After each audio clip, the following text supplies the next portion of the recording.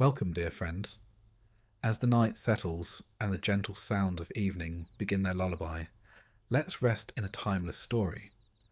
Ruth's quiet courage, Naomi's long road home, and Boaz's steady kindness.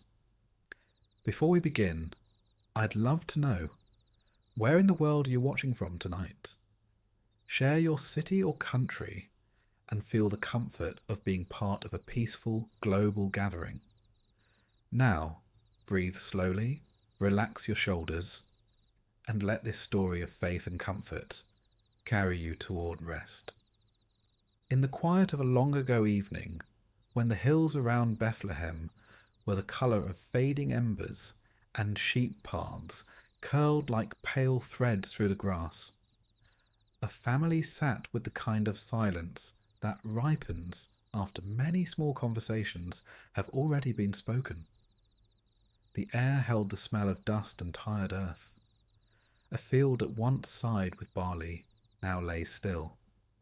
Swallows skimmed low across the dry ground, as if searching for a memory of water. Elimelech watched the horizon the way a sailor watches the sea, studying the changing lights, listening for what the land might be saying. Naomi kept her hands busy with small work, folding cloth, smoothing a wrinkle, touching the rim of a jar, and lifting it to feel its lightness. The boys, Malin and Chilion, had learned to walk gently around worry. They were young, but hunger teaches quickly. That day, the decision that had been hovering like a bird over the house finally settled. They would go where bread still rose warm from ovens, where the wind carried more than the scent of hope. They would go to Moab.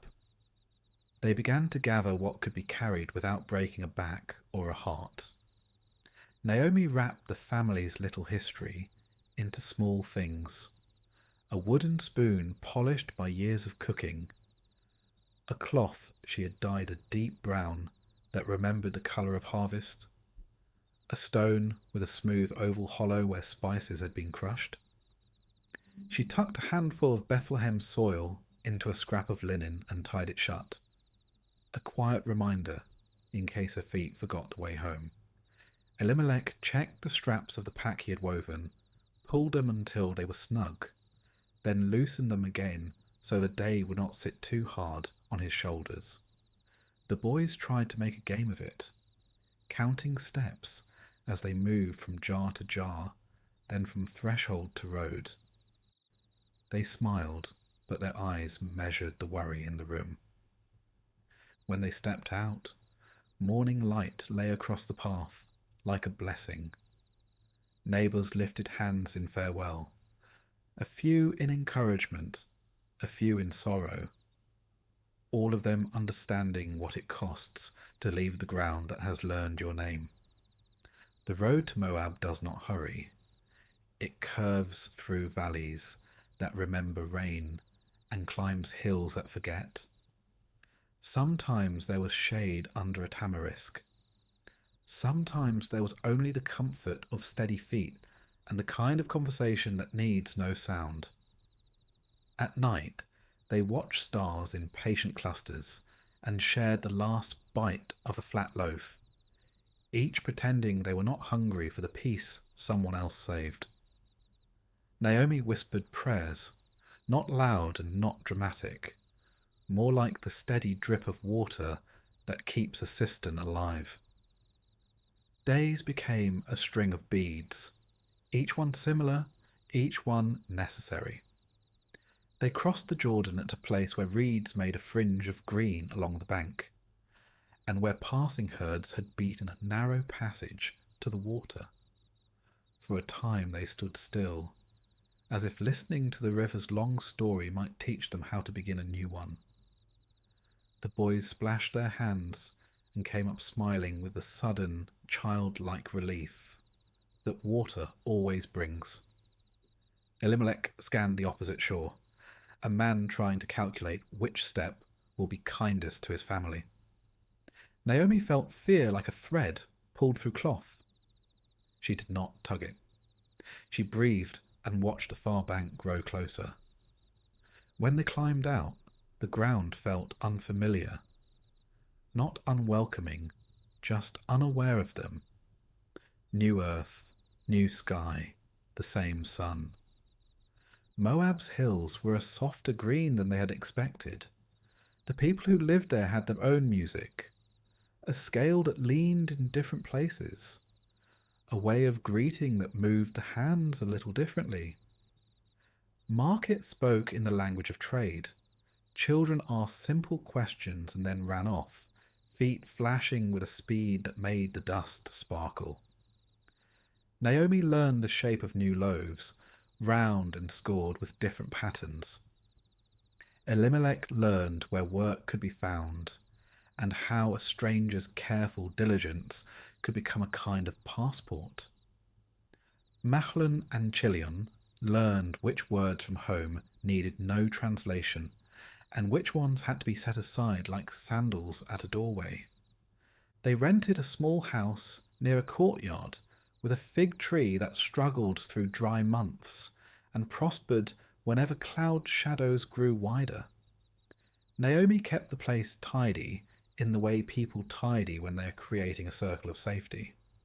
A clean floor, a water jar always cooling by the door, a cloth hung to catch the evening light. She began to recognize the cadence of the women who passed by, their talk broad and bright, their laughter a gentle percussion. Even the smell of the streets shifted from strange to familiar. Spices from markets, the faint sweetness of pressed grapes drying on woven mats, smoke from cooking fires that tasted of a new kind of wood. In time, the family no longer startled at their names, spoken with Moab's accent. Elimelech found a rhythm that did not fight the foreignness, but worked within it. He brought home small coins, then larger ones, and set them on the table with a habit of counting that let everyone breathe a little deeper. Mahlon grew taller and learned how to lift without straining and how to rest without laziness. Chilion learned to bargain kindly, to leave room for dignity on both sides of a purchase.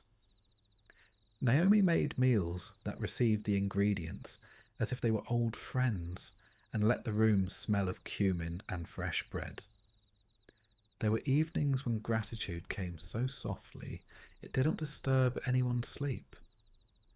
Then one afternoon, when the heat lay flat across the town and the dogs had given up their patrols to sleep in doorways, Elimelech didn't return on time.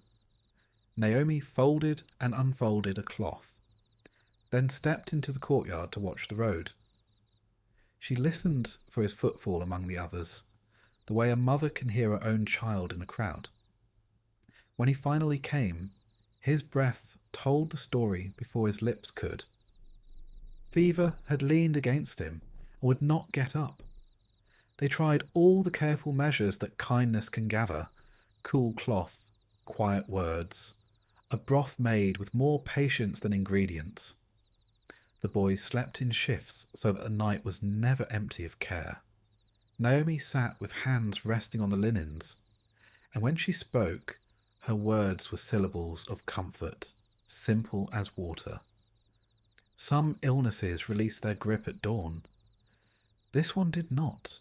The morning came and went, and with it, Elimelech's strength. Naomi folded his clothes with the aching ritual of love, and stored them gently. The house changed, not in its furniture, but in its air, which now carried a tender echo. They mourned in the slow way that lets the spirit keep up with the body. Naomi learned to wear her grief the way you carry a basket, balanced and close, so that it does not strike others or spill. The boys moved as carefully as men crossing a stream in flood season. The town knew their sorrow without making a spectacle of it. Neighbours sent bowls of lentils and bread, still warm.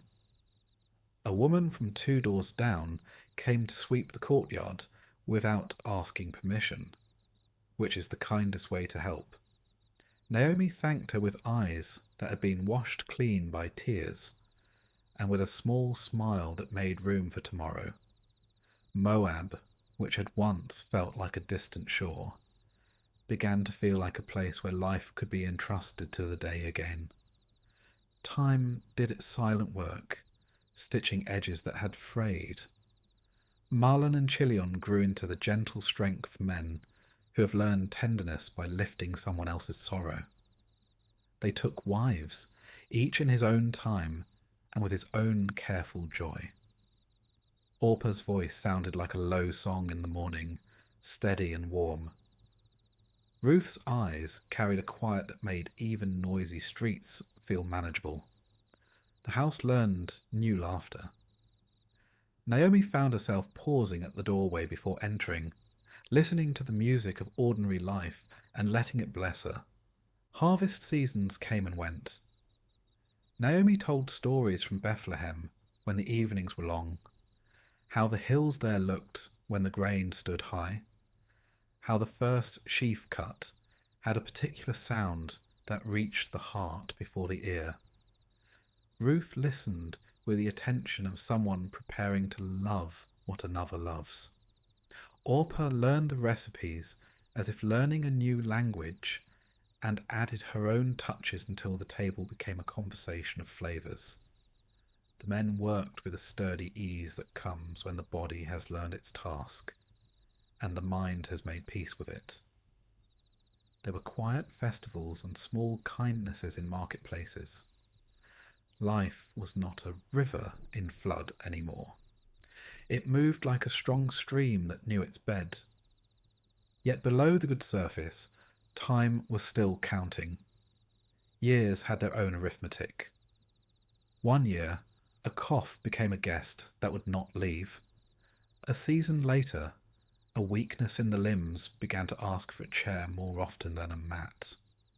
A doctor with wise hands said gentle words that did not frighten but did not lie.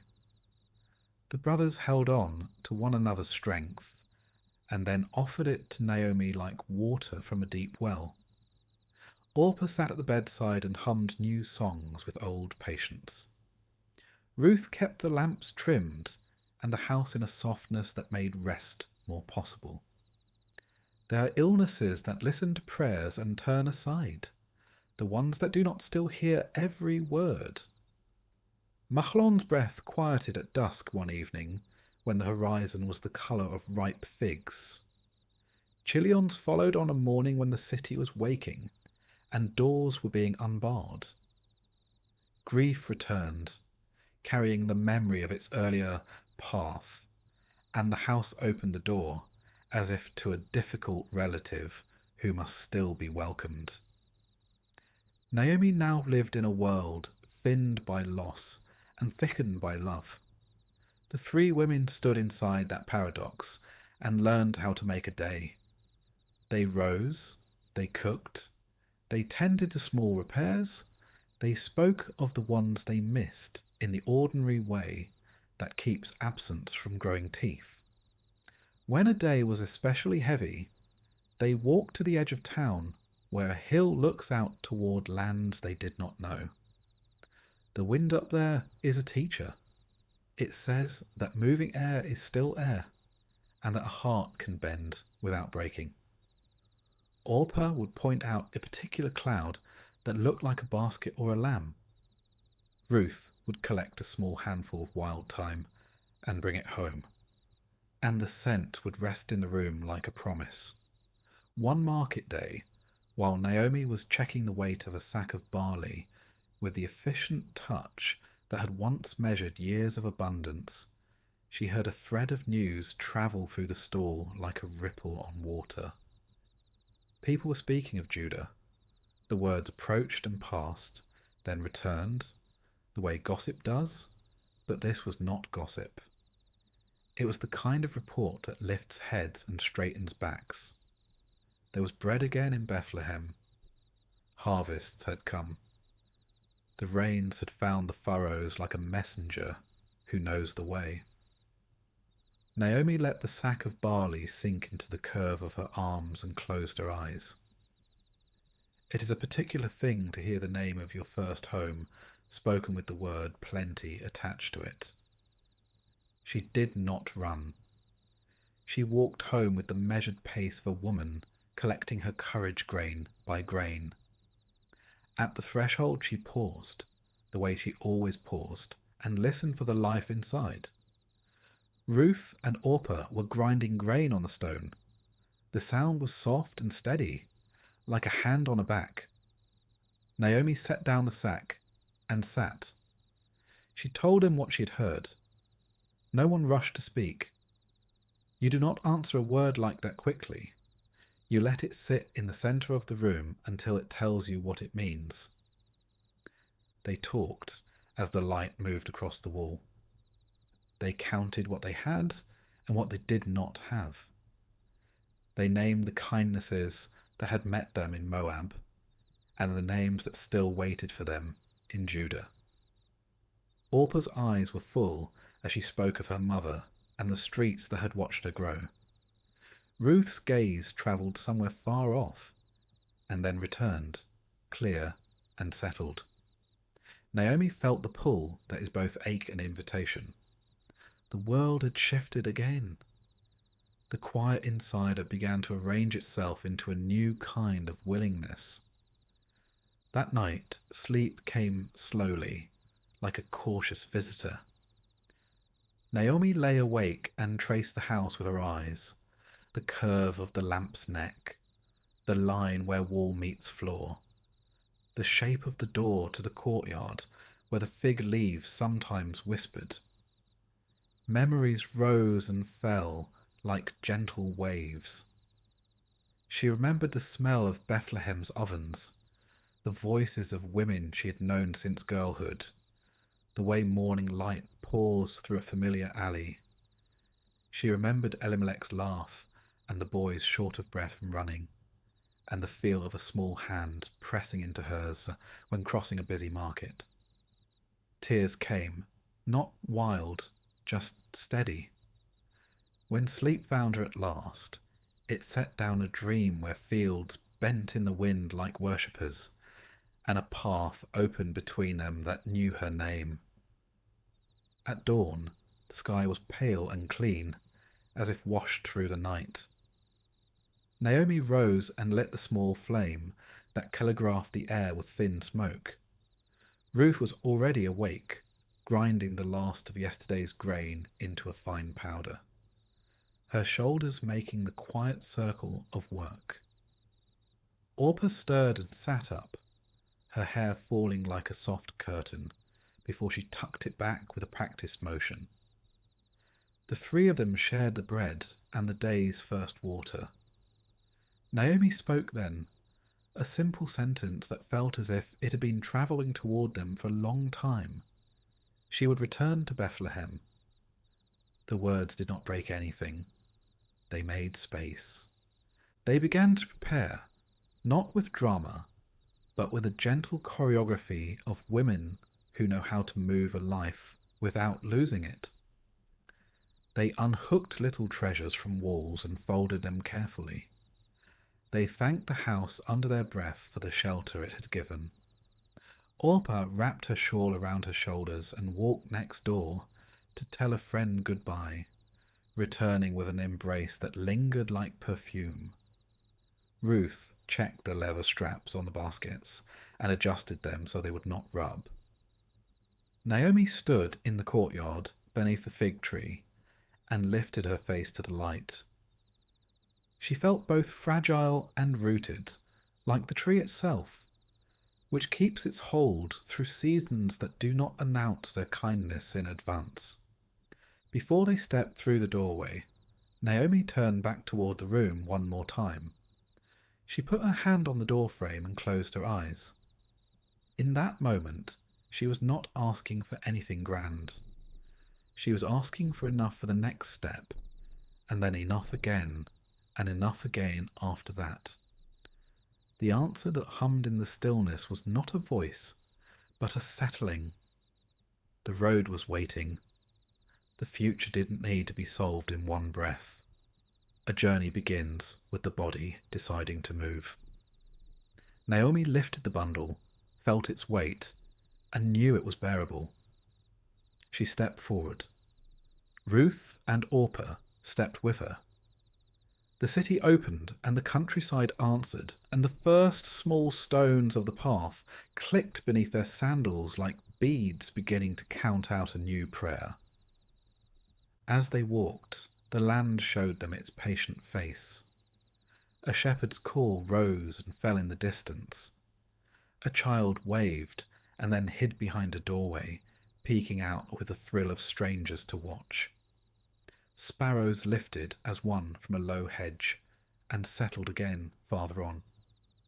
Ruth kept pace at Naomi's side, noting which places offered shade and which ones offered water. Orpah watched their backs for what might approach, a guard in gentleness. Around noon, they stopped by a spring that seeped from rock and formed a small pool no wider than a cloak. They drank and splashed their wrists and laughed softly at the shock of coolness. Naomi closed her eyes and listened to the trickle, a sound that says the earth knows how to give even when it does not brag about it. In the evening, they found a place to rest on the slope of a hill dotted with scrub that smelled of resin and sun. They spread a cloak, shared the last of the day's bread, and set their sandals side by side. The sky opened its great blue book and wrote the first stars onto the page. Naomi told the younger women how the constellations would guide them if clouds kept back the moon. Ruth repeated the names the way a student repeats a lesson, not out of fear, but because learning is a kind of love. Orpah hummed, not a tune anyone knew, just a sound a heart makes when it wants to keep the night calm. Sleep arrived like a soft guest and covered them without asking questions. Morning walked toward them, slow and sure. They rose, gathered their things, and began again. The rhythm held. Step, breath, step, breath. A prayer folded into walking. Naomi felt the shape of her resolve grow kind within her. The rumour of bread in Bethlehem was no longer only a rumour. It had become direction. On they went, the three of them like a small thread sewn toward a larger pattern, not yet visible, already real. Somewhere ahead lay a gate she knew, a street that remembered her feet, a field that would greet the wind. For now, there was only the path, the steady companionship, the sense that the one who sends rain to fields that have forgotten the taste of water was also sending enough light to guide them to the next bend. The road that curved out of Moab didn't announce itself with milestones or carved stones, only with a feeling in the feet that the earth had decided to open into distance. They started before the sun had found its full colour, when the world is made of soft greys and shapes that have not yet chosen their names for the day. Naomi walked in the centre, her bundle against her hip, her jaw set the way it is when a choice has been made and the body is catching up to it. On one side, Ruth matched her pace without thinking about it, adjusting the swing of her basket so it would not tap Naomi's arm. On the other side, Orpah watched the edges of the path and the places where a foot could slide. They were three women in a long landscape, and the wind moved around them like someone trying to decide where to sit at a table already occupied. By mid-morning, the light had warmed, and the hills ahead took on the familiar pale tan of summer. The road threaded itself between low shrubs and stones the colour of old bread.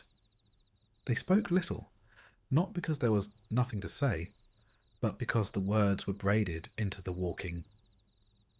Here is a patch of shade. Drink now. Save the sweeter dates for the afternoon. Let's tighten the strap that is rubbing your shoulder. Rest your hands a moment. I will carry that weight. The companionship was steady, a cloth woven from small threads that did not call attention to themselves. Naomi listened to the thrum of her own heart, and to the voices of the two younger women, those gentle signals that say, "We are together, we are moving, we are all right for now." Near noon, they came to a ledge that looked out over a shallow valley, a place people used for pausing precisely because the air there seemed to remember how to cool itself. They sat. Naomi took off her sandals and pressed her soles to the rock, welcoming the roughness as a way to wake the courage in her legs. Orpah offered figs, and Ruth poured water into a small cup and passed it from hand to hand. The valley below lay like an open palm. Far off, a cluster of goats navigated the slope, as if the hillside were a map only they could read. A boy called to them, his voice more reed than trumpet. The sound reached the women and bent around them, a thread that tied strangers together without asking permission. They might have gone on without stopping again until evening, carried by the rhythm that travel can sometimes become. But a boundary does not appear only on a map. It lives in the body. By late afternoon, they reached a place where the earth itself seemed to hesitate, the last outcroppings of Moab's soft hills and the beginning of the stonier paths that led toward Judah. A few tamarisks leaned together as if conferring. There was a small, flattened area where other travellers had camped, a circle of stones marking where fires had once thought out loud to the night. They stepped into that remembered space and set their bundles down without speaking. Naomi stood a long while, as if listening for a voice that would tell her how to proceed. The air changed. Borders do that. The wind, which had been a companion, now came as a witness. She turned to the two young women, their faces dusky with dust, their eyes bright with effort, and she began to speak the words she'd been carrying all day. They were not sharp, they were careful, like a seamstress placing pins where a fabric needs to hold. She thanked them for the kindnesses that do not fit on a list. The mornings when they rose before her to grind grain, the afternoons when they placed a cup of water near her elbow, the evenings when they spoke of the dead in such a way that memory became an embrace, not a knife. She told them that their futures didn't have to be braided to her sorrow. Return, she said, but it carried the weight of be whole. She spoke of their mothers and fathers, of houses that knew their laughter, of festivals that had first taught their feet to dance. Find rest, she said, and the words were a blessing, not an order. Silence followed, the long kind, the honest kind. Orpah's mouth trembled, and then she stepped forward and wrapped Naomi in an embrace that had nothing performative in it. It was the last part of a sentence they'd been saying to one another for years. I love you. I honour you. I release you. I will remember. Orpah's tears were not a river. They were clean rain. She kissed Naomi's brow, and then Ruth's cheek, and stood back. Her eyes were not empty. They held a decision that had cost her. She turned toward the road that curved back into Moab's familiar vales, and walked a few steps, then looked over her shoulder the way people do when they are not undoing their choice, but honouring it one more time. She lifted her hand. Naomi lifted hers. Ruth lifted hers. Orpah went on, her figure growing smaller, not because her love had shrunk, but because distance is a real thing. Evening began to mix its colours into the sky. Naomi sat down and pressed her fingers to her eyelids, breathing as if trying to teach her lungs to understand this new absence. Ruth knelt beside her and waited. Waiting is a language all its own. and Ruth was fluent. After a time, Naomi spoke again, the words rougher now, worn by the day. She urged Ruth to follow Orpah, to return to what was known, to seek a future that did not have to fight for legitimacy. She said it as one who loves, not as one who wants to be left.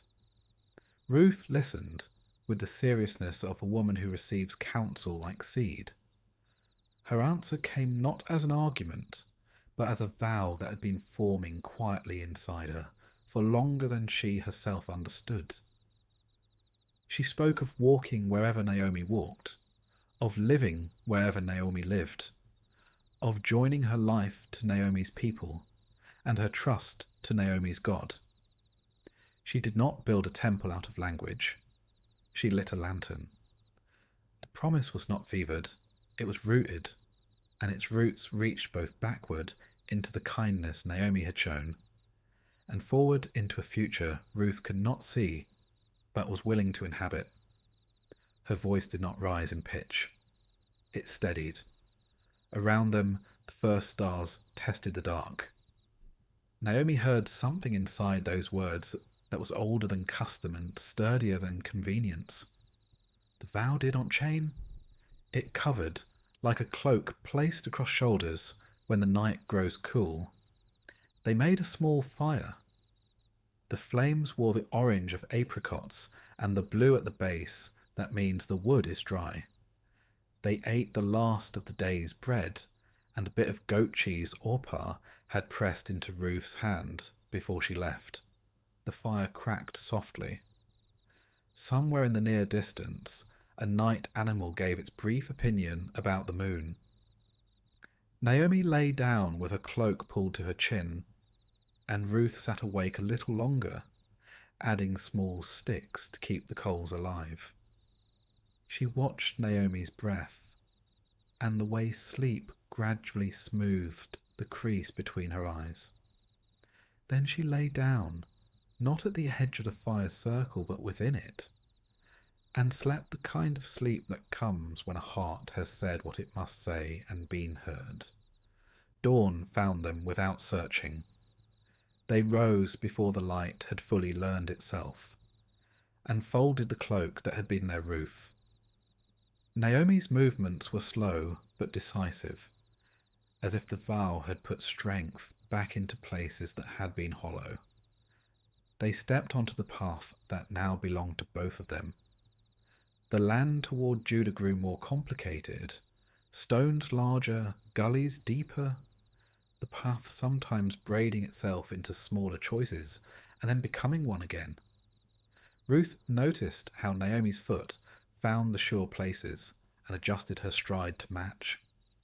She learned where to offer a hand, quickly but never in a way that made Naomi feel fragile. They rested under a carob tree once, and Ruth watched a line of ants carry their treasure along a route that looked impossible until it wasn't. Even the small know their way, Naomi said, half to herself. And Ruth smiled, storing the sentence for a day when they might need it. They met other travellers, as one always does on roads that connect real places.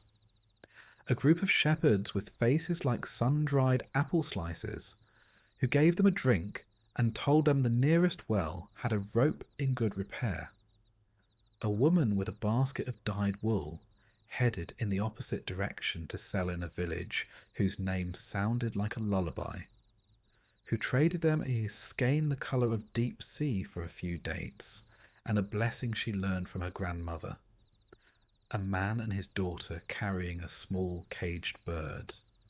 The girl lifted the cloth covering it so Ruth could see the iridescence on its neck, then lowered the cloth again, shy and pleased. Each encounter left behind a small trace, like the way light leaves your skin warmer after you cross a sunlit square. At midday on the second day, they reached a rise from which the land unfurled toward Judah like a script Naomi had once read every day but had not seen in years. She stopped and placed her palm over her heart without planning to. Tears came, not of sorrow this time, but of recognition. Ruth stood slightly behind her as if to say, "I will not intrude on this reunion, but I am here." Naomi named hills and valleys softly, more like a mother saying her children's names at night than a cartographer marking features. She pointed to a pale line that might be a path, and to the place where, if the day stayed clear, they would see the fringe of olive groves that meant they were close. She did not mention Bethlehem by name. Some names are too bright to look at directly when they first return to you. They travelled on as the afternoon lay down in longer shadows. Ruth began to think of the vow not as a single moment, but as a way of walking. She measured her steps to Naomi's, yes, but also her silence to Naomi's silence, her speech to Naomi's speech. When Naomi grew quiet, Ruth didn't fill the space. She kept it. When Naomi spoke, Ruth listened with the kind of attention that invites a person to go on. And when Ruth did speak, she offered stories that placed her own past in the circle without asking anyone to move over. The day she learned to tell cumin from caraway by smell alone. The afternoon a storm looked like a herd of black horses racing across the plain. The time a neighbour's baby would not sleep unless Ruth hummed a particular 3-note tune she found without thinking. Naomi smiled at that and asked her to hum it now. Ruth did, and the road seemed to lean closer to hear. They made camp that night near a half-dry stream. The water made a thin music against the stones, enough to suggest abundance with only a little. Ruth collected twigs and found a branch that would burn well, even though it looked unpromising. Naomi showed her how to place stones for a cooking fire, so the heat would gather in a way that respected fuel. They ate lentils cooked soft, and a crust of bread that had survived the journey tucked against the warm curve of Naomi's back. The stars were sharper here, as if Judah's sky had been practicing its clarity. Naomi spoke a blessing over their rest, simple words that gathered the ground and the air and the firelight into a small shelter. Ruth answered with her own, not in the same words, but with the same intention. May the night keep us. May our dreams hold no harm. May the morning find us ready. On the third day, the path demanded more of their ankles. They crossed a ravine where the earth had broken itself some years ago and never stitched back together. Naomi tested the path with her staff and then stepped lightly. Ruth followed, placing her foot where Naomi's had been, not out of fear, but because the surest way to cross a broken place is to trust the map made by someone who knows it. When they reached the other side, they sat and laughed, the clear, surprised laughter of people who have just done a small hard thing and discovered they are more capable than they remembered. Ruth handed Naomi a fig and took one for herself. They ate, the seeds cracking gently between their teeth. Late in the day, they passed a shepherd boy whose flock had tangled itself in a bush, thorny as unspoken words. Ruth knelt and held the branches aside, while the boy untwisted the wool with hands too young to be that patient. Naomi stood nearby and told the lamb a story about a field with no fences at all, and somehow the animal stilled enough for the boy to finish his work. He thanked them both with a bow that would have made a prince proud, and pressed into Naomi's hand a small charm, 2 bits of polished wood tied with a strip of leather. "For luck," he said, and ran off before they could argue. Naomi tied it to the strap of her bundle and didn't call it luck. but she smiled as if she understood the boy's meaning. There were moments when Naomi's grief found her, as grief does in the quiet between tasks. A hill cresting in a certain way that reminded her of a day with Elimelech. A bird call that sounded like the note Marlon used to whistle. The way the shadow of a cloud slid across stone in the exact swagger of Chilean's walk. When those moments came, she did not hide from Ruth. She spoke the names out loud and let the memory do its work. Ruth did not shush her or lay a moral over the sorrow. She held the silence and sometimes placed a hand over Naomi's, and sometimes on the steepest parts. She said a sentence or two about the goodness that had been real with those men, and how goodness does not fail just because the ones who gave it are gone.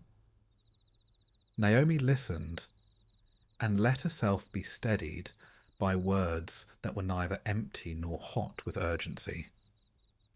As the last day of the journey bent toward evening, a scent arrived on the air that was not the wild thyme they had been passing, or the dust that had kept them company, or the particular dry sweetness of carob pods. It was something rounder, deeper, like a promise baked in an oven and carried into the street. Naomi stopped. Ruth saw her stop, and stopped too. They did not speak. The scent threaded itself through the space between them. Bread. The word did not come to Ruth in the language of Moab or the language of Judah. It came as the first word every child learns. Enough. They came to a ridge and stood. Beyond it, the land softened into human work. Terraces shouldered with olive trees, vines trained along patient lines, paths that had learned to leave room for carts and for children playing, and for old men who walked slowly because they had done enough hurrying. Farther off, houses gathered the last gold of day against their walls. Naomi placed her palm against her chest again, and let out a breath that seemed to have been waiting years to be released. Ruth stood close enough that Naomi could have leaned and been caught without losing the view. They did not rush the last distance. It is a holy thing to come home, and holy things are not hurried. Twilight drew itself gently across the fields. The first lamps winked on in the town below, answering the first stars above, and the world arranged itself in a conversation of lights. Naomi adjusted her bundle as if preparing to be seen by people who once knew her in a different season. Ruth lifted her basket and felt the familiar tug on her shoulder, a tug that reminded her what she had chosen and why it didn't feel like burden. They stepped forward together. Behind them lay the land that had hosted their losses and their kindnesses. Before them lay a place where new words would be spoken. Between them, the vow walked like a companion, not loud, not demanding, just present. The steady warmth of a cloak on a night when the air cools quickly. They moved into the soft noise of evening, the call of a mother to a child to come in, the lowing of cattle satisfied with pasture, the last rush of wings as swallows chose their rafters, and the path narrowed into a street that remembered, even if it did not yet recognize, the feet returning to it. They crossed the ridge, and the town came into view like a memory inviting itself back to the table. Roofs lifted against the sky, terraced hills wrapped in olive and fig gathered themselves close, and the fields beyond were dressed in a pale gold that made the air itself feel generous. The first thing they heard was not a voice, but the soft conversation of harvest, the long whisper of wind combing through barley heads, the click of sickles meeting stalks, the murmured counting that workers do to measure their day. Bethlehem was working, and work is a kind of prayer when the land has remembered how to feed its people. At the edge of the town, a group of women stood by the well, ropes looped over their wrists, jars balanced with easy grace. They saw the travellers and set their hands to their brows to keep the sun from slicing their sight. Questions rose, gentle and quick. Is it she? Is it Naomi? Faces that had learned the lines of sorrow and laughter over the years arranged themselves into welcome and wonder. Naomi answered with a small lift of her chin, and the crowd pressed closer the way wheat leans toward wind. Some called her by name and stepped forward with arms open. Others hesitated, seeing how distance and grief had altered her. Naomi held their gaze and let them see the truth of her, an honesty that had no sharp edges. She spoke in a voice that didn't need to be loud to be heard.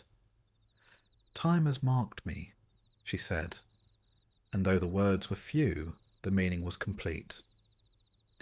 The women brought water in quick circles and bread wrapped in cloth, and one reached up to brush a strand of hair from Naomi's face, the way a friend does without thinking.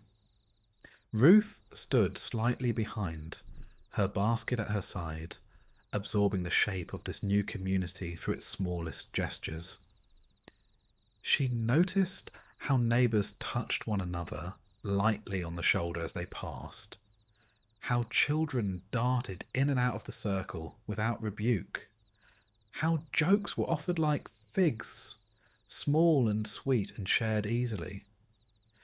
She felt the weight of the vow she had made settle again, not as a burden, but as something like a shawl taken from a peg and laid over her shoulders at dusk. Naomi had come home. Ruth had crossed into that home with her, a stranger welcomed by the air itself. They found a room to rent near a lane where shutters opened like eyelids to the morning. The space was simple, swept clean by the woman who kept it. A lamp sat ready on a low shelf. A mat had been laid in the corner, and a small table stood near the window, as if it had been waiting for the touch of their hands. Naomi ran her palm along the table's edge, and exhaled something that was not quite a sigh, and not quite a laugh. Ruth unbound their bundles with the unhurried movement of someone making a place to live, not merely to pass through. She set their few dishes on the shelf, shook a cloak and folded it twice, then tucked it where the wall met the floor. The room began to hold their names. Outside, the town kept its cadence. The sounds of harvest drifted in, made of many parts. The low chuff of oxen turning a threshing sled, the rasp of straw as it lifted in winnowers' baskets, the rhythmic calls that keep a line of reapers aligned, laughter that rose and scattered like sparrows, and then returned to settle again. Ruth stepped to the doorway and watched a boy trot past with a bundle of cord slung over his shoulder, and a girl following with a clay jar tipped to catch any stray kernels. Across the lane, an old man sat with his back against a wall, whittling at a stick and humming a thin melody that had probably been hummed on those steps for years before he was born. It is possible to feel both completely new and somehow expected. Ruth felt both, and it steadied her. They ate that first night from the bread the women had pressed into their hands, and a small handful of olives that Naomi withdrew from the bottom of her pouch, as if revealing a secret she had promised to share only at the right time. The lamp made a warm coin of light on the table, and their shadows leaned in as if to listen. Naomi spoke of the field she had known as a girl, of the angle of the sun that told you when the barley's heads were heavy enough to bow, of the law that had always watched over the least with a clear eye. Gleaning, she said, the right of the stranger and the widow to gather from the edges from what fell, from what was left on purpose by hands that understood that generosity is a better fence than any wall. Ruth held that word like a tool and turned it in her mind until she understood its use. In the morning, she rose before the lane had learned its full voice. She washed her face in cool water and bound her hair at the nape of her neck. She chose a cloak that would not call attention, and shoes that would forgive a long day. Naomi watched her and nodded, a quiet blessing passing between them. Ruth took the basket and an extra cloth to cushion the grain and stepped into the pale start of day. The air tasted of dew and ash left from last night's cooking fires. A rooster somewhere took his duty seriously and announced what everyone already knew, that it was time. The road to the fields was a ribbon of packed earth stitched with footprints layered over footprints. Ruth joined the other women and a few boys who walked with the practiced impatience of people who have learned that the earliest hours give the kindest work. They passed a vineyard where leaves collected the first light and a fig that held its fruit behind its heart-shaped hands. The fields opened and Ruth felt the old ache of wanting to belong loosen a little, as if the land itself had made a space. She stood at the margin and watched the workers begin their day. There is a choreography to harvest. Men with sickles advance in a line, arms swinging in a crescent that cuts sound into the stalks. And behind them the binders move, gathering and twisting, setting sheaves upright in little families so they will dry without collapsing. Someone calls the pace and someone answers, a simple exchange that keeps bodies aligned and safe. At the edges, gleaners step forward when the line has passed, eyes trained to the language of small abundance. A kernel here, a head there, the quiet wealth of what escapes the first grasp. Ruth kept her place until a foreman lifted his chin to her, an invitation without ornament. She bowed a little, a gesture of thanks and respect, and stepped into the whispering field. At first her hands did not yet have the memory of this work. Kernels slid through her fingers, and a few heads broke where she gripped too high. She adjusted, learned quickly, and fell into the patient rhythm of search and gather, search and gather. The barley answered her touch, the way a skittish animal will sometimes trust when you move without suddenness. She found the lesson inside the work. Stay close to the line, but not so close that you risk a swing. Watch where the binders pass. They often leave a kindness at the base of a sheaf. When the wind lifts a patch of straw, kneel, for the air has likely revealed what it would bless you to find. Do not spend the day apologizing for being here. The law has made a place for you. Keep your head up, your eyes soft, your hands steady. The sun lifted, and with it came heat that collected in the spaces behind the knees and along the spine.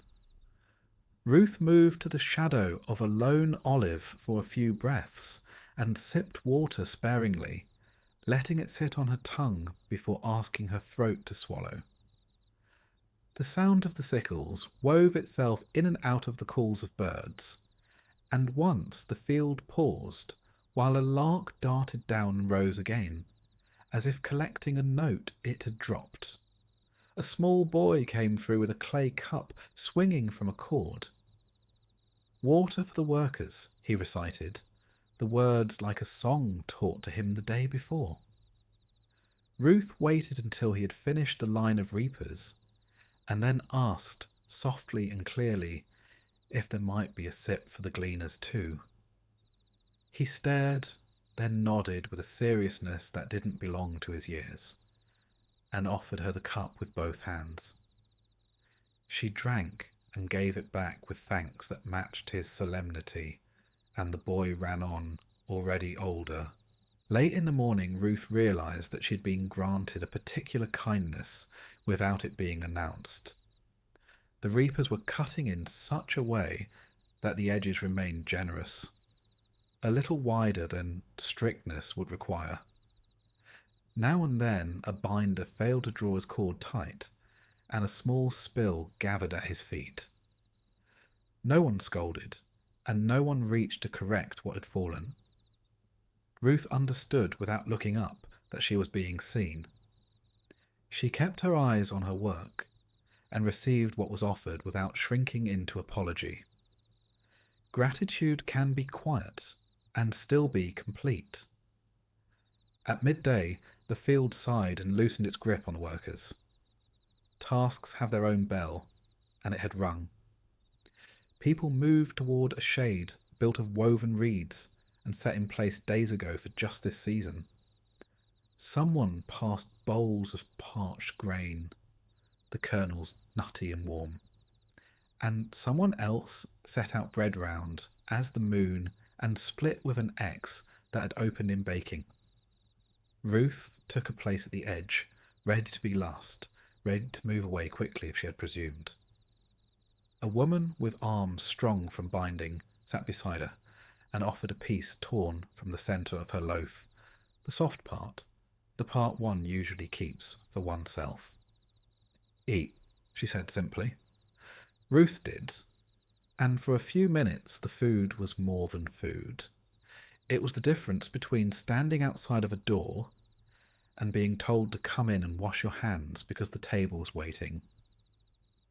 The foreman walked the perimeter while the others rested, checking for tears in the sacks and for tools left where a foot could find them later, and curse. He paused near Ruth. "You work steadily," he said, not as a question. She smiled and inclined her head. He tipped his chin toward the line of trees at the far margin. "Keep to this side through the afternoon," he suggested. "The shade will come earlier, and the ground is kinder there." He said it as if he were explaining a feature of the field to the field itself. Ruth thanked him and tucked that mercy into the same pocket where she kept the smaller ones. The boy with the water, the binder with the loose cord, the woman with the soft heart of the bread. When they returned to the stalks, the day had shifted into the long stretch between noon and evening, a time that requires a different sort of persistence. The light grows heavier, and the ground speaks up through the soles of your feet with little complaints that a younger day would not voice. Ruth found that if she kept her breath even and her mind close to her hands, the hours passed with the ease of a well-told story. She remembered Naomi's quiet lesson from the night before, that gleaning is not begging, that it is a right wrapped in humility, that it is answered by the land as much as by the landowners.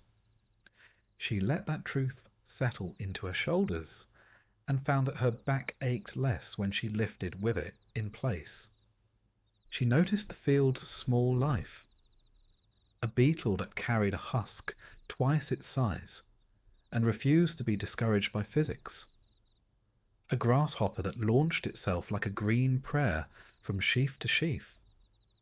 A sparrow that scolded her for arriving too near a nest hidden in a tuft of weeds, then decided she was harmless and continued about its day. She noticed how the reapers adjusted their pace to one another as light shifted, and how the binders sometimes sang in a loose round that was not about anything in particular, only about time passing and people being together while it did. By late afternoon, her basket held a good weight, more than she had allowed herself to hope when she stepped into the field at dawn. She shifted it from one hip to the other and set it down now and then to rest, then lifted again, careful not to ask her joints to shout about it later. The foreman passed once more and pretended to inspect a line of cut stalks near where she worked. He stooped to let his hand drift along the ground, then stood and moved on. When Ruth reached that spot a few minutes later, she found a small run of heads that had somehow escaped the earlier sweep. She gathered them, smiling, and did not look up to where he stood across the field with his back to her, studying the line of the horizon as if it required all of his attention. Near evening, the light turned the colour of warm honey, and the barley seemed to glow from within. Workers began to stack the sheaves into tidy stooks that would keep their feet out of any trouble the dew might wish to bring. The air cooled, and everyone's voices softened, even the ones who were always loud. Ruth knew she should stop soon if she wished to beat out the grain and carry it home without walking in the dark. She knelt and gathered the last few heads she could see, then tied her bundle with the length of cord she kept for that purpose, and carried it to the place where gleaners laid what they had earned for the evening's work of threshing. Beating out grain is a lesson in patience. You hold a bundle firm and strike it against the stone or the hard ground, then turn and strike again, letting rhythm do more work than strength. The kernels fall out of their husks, and you gather them in a shallow basket, and much of the chaff comes along because chaff is eager to be included in everything. You toss the mixture into the air and let the evening breeze tell the difference. The light hulls lift and drift aside. The grain falls back with a small rain sound that pleases the body even when it is tired. Ruth did this until her shoulders told the truth, and the basket held what it could hold. She wrapped the grain in the extra cloth she had brought and settled it in her basket, cushioning it with a corner of the cloak so it would not shift against her side. She stood, feeling her knees consult with her about the day. Around her, workers called good night in the tones of people who will see one another in the same place with the same intention tomorrow and for a string of days until the work is finished. Ruth stepped to the edge of the field and looked back. The cut rows lay in patterns the eye found satisfying, and the stooks stood like small congregations in conversation with the coming dusk. She began the walk back to town, basket balanced, heart steady.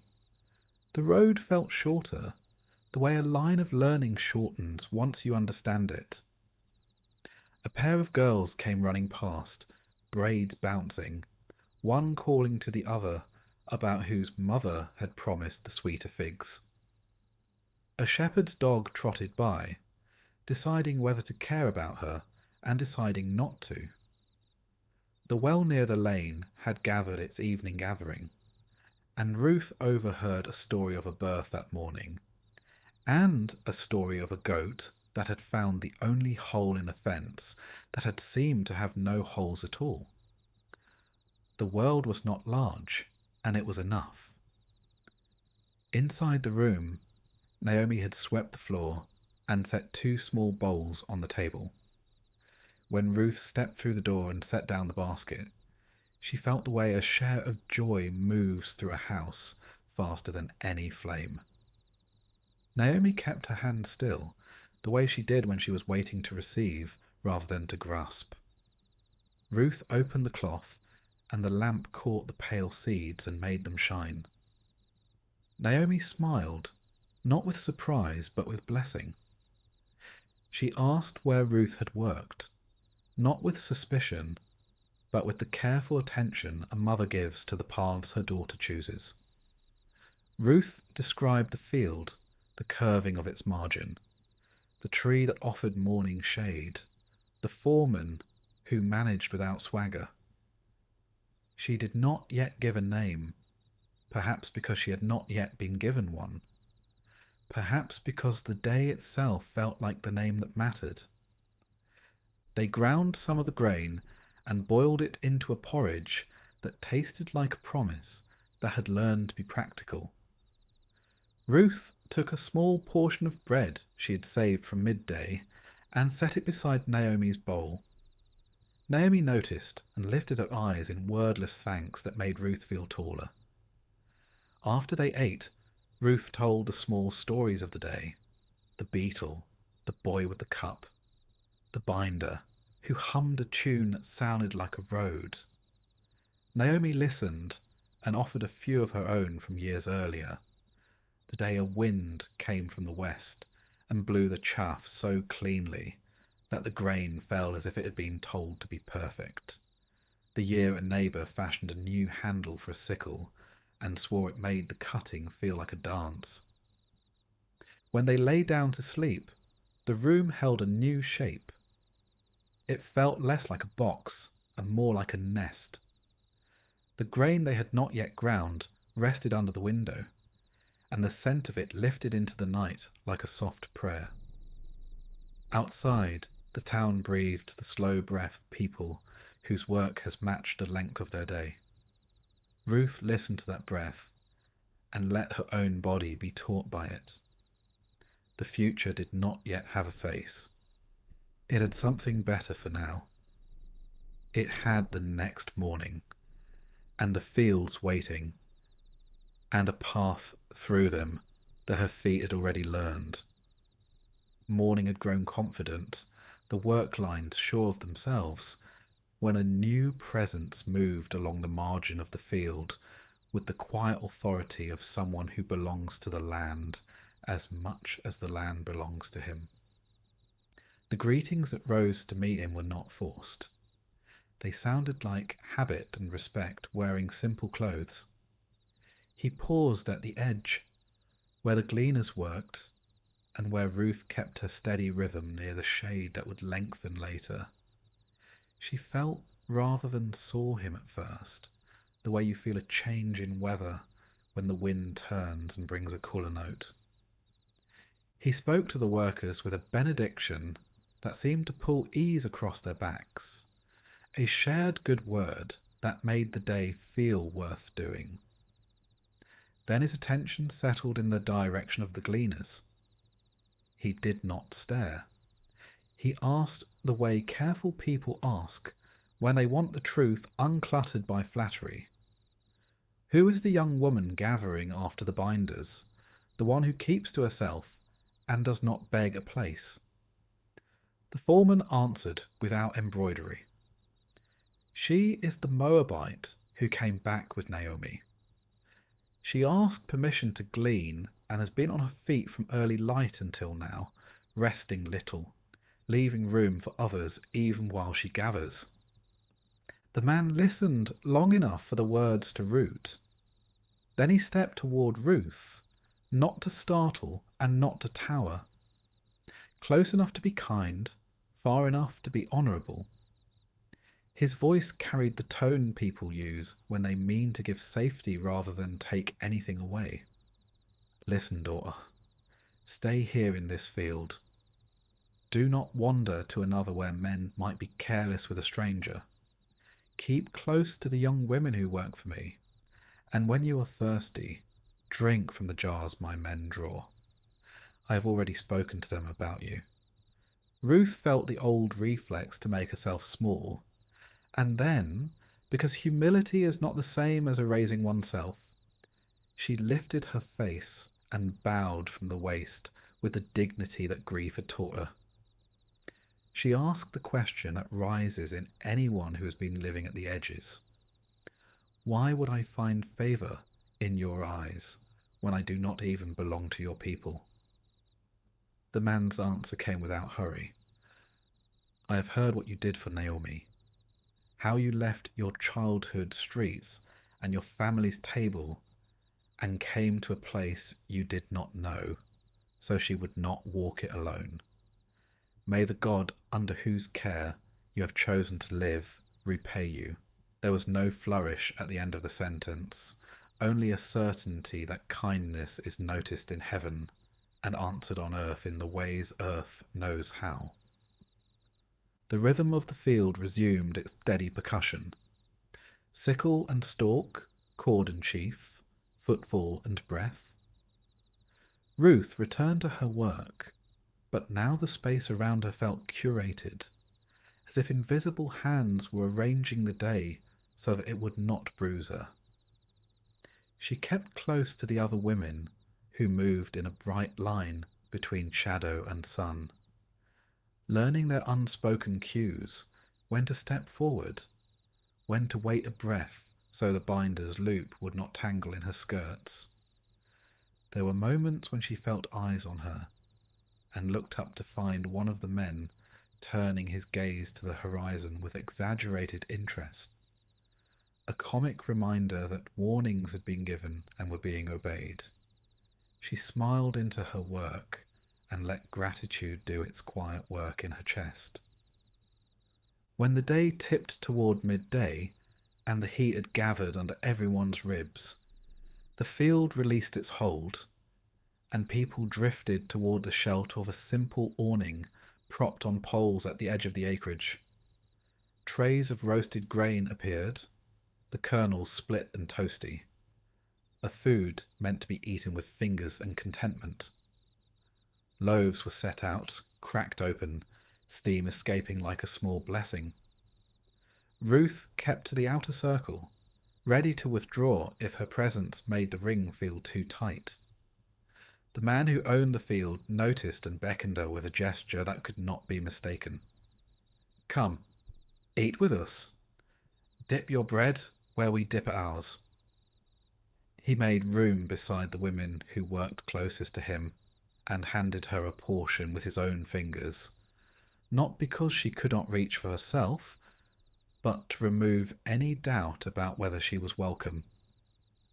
She ate until the sharpness in her belly eased, and then a little more, not from greed, but because a body that has known lean days has to be convinced that a full table is not a trap.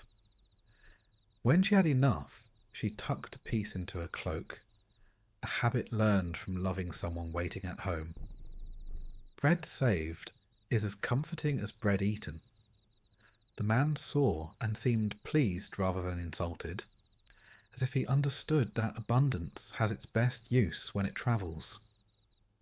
When the workers stood to return to their lines, the owner took a moment to speak to the young men in a tone that combined kindness and command. "Let her glean among the sheaves themselves if she wishes. Do not shame her. And if a handful drops from your arms, let it lie." His eyes held each of theirs in turn, until he saw the nod that means not only "I heard you," but "I've already decided to obey." The men returned to their work with a new gait, a little less concerned with precision where Ruth would soon be passing. The afternoon deepened, and Ruth discovered how a name changes the air around a person. She did not yet know his story, beyond what anyone could tell by watching him walk a field while others laboured. She knew only that he had made himself responsible for her safety without making a show of it. Her hands moved faster than they had in the morning, not from the anxious speed of scarcity, but from the peace that steals into your muscles when you do not have to keep looking over your shoulder. She stepped into the swathes after the reapers and found that generosity had learned to loosen its grip. Here a spill that looked accidental and was not. There an uncut tuft left where no tuft should have remained. She gathered, she tied, she stooped and rose and stooped again. The sun moved along its arc, and the shadow of the solitary olive slid across the ground as if it too had work to count. Now and then she glanced toward the group of young women who bundled the sheaves. Their laughter had a particular tone in the afternoon, not as bright as morning, richer, the sound of tired bodies making room for joy anyway. One of them, a woman with quick hands and hair that would not stay pinned no matter how she scolded it, stepped close enough to brush shoulders and whispered a small map. The ground dips near the far stone, and it turns an ankle if you are not watchful. The man with the wide brim leaves his cords too loose, and you will find more at his heels. Do not block the boy with the water when you hear his cup clink against the jar. He is proud of being on time. Ruth thanked her with a glance and a smile that promised the advice would be honoured. The owner passed once more in the long light. He did not interrupt the work, but moved along the boundary with the ease of a man reading a text he himself had written, and now was pleased to find still beautiful. Ruth saw him pause to help a binder who had dropped his twine, his hands competent, his attention undivided. She saw him lift a fallen sheaf with the same care one would give an old friend's elbow on a step. When he neared the place where she gathered, he didn't force a conversation into the space that labour had filled. He asked only if she had found water enough, and shade enough, and safety enough. And when she nodded, he inclined his head and moved on. Dignity can be given in many currencies. That day it was given in not making a spectacle of what was after all merely goodness meeting need. A flock of sparrows took possession of a patch of stubble and argued about something only sparrows could understand. A breeze came up from the west and carried with it the scent of crushed barley and the faint sweetness of the vines beyond. The heat bled away from the ground and work quickened for a final push. Ruth felt the right kind of ache in her shoulders, the kind that says a day has been honest. She bundled what she had, tied it with the cord she kept wound at her wrist, and carried it to the place where gleaners perform the small liturgy of threshing. She raised the bundle and brought it down against the hard earth, again and again, turning it so the grain would release from every angle. The sound collected around her, dozens of small drums beating the same patient beat. When she had shaken free what would come, she poured the mixture into a shallow tray and lifted it, letting the evening breeze do its old work of telling chaff from substance. The husks lifted and skittered away like pale insects. The grain fell with weight that satisfied something deep inside her ribs. She repeated the motion until her wrists trembled, and her tray held a mound that would make Naomi's eyes widen without shame. As the light lowered, the owner gathered his workers to speak a final word for the day. His voice carried the simple instructions that keep a harvest safe for tomorrow. Stack the remaining sheaves away from the dip where water collects at night. Check your sickles for nicks so morning will not start with frustration. Leave the jar half full and covered, because a thirsty person might pass after we have gone. Words like these do not make songs, yet they are the scaffolding that lets a song be sung. Ruth listened and tucked away the advice that belonged to her. Leave no work where an animal might tangle in it. Watch where you set your bundle so a foot does not turn. Carry wisely so the weight is your companion rather than your judge. She lifted her grain into her basket, folded the cloth over it, and set the basket on her hip. The owner was nearer than she had realized. He regarded the load with an expression that was not surprise so much as approval. He nodded once, a small ceremony of recognition, and said only that she should keep returning to these fields until the whole harvest ended. Stay with my young women. I have given word that no one will trouble you. If you are thirsty and the jars are far, ask and it will be brought. Ruth answered with a simple gratitude that did not try to repay in words what could only be honoured in living.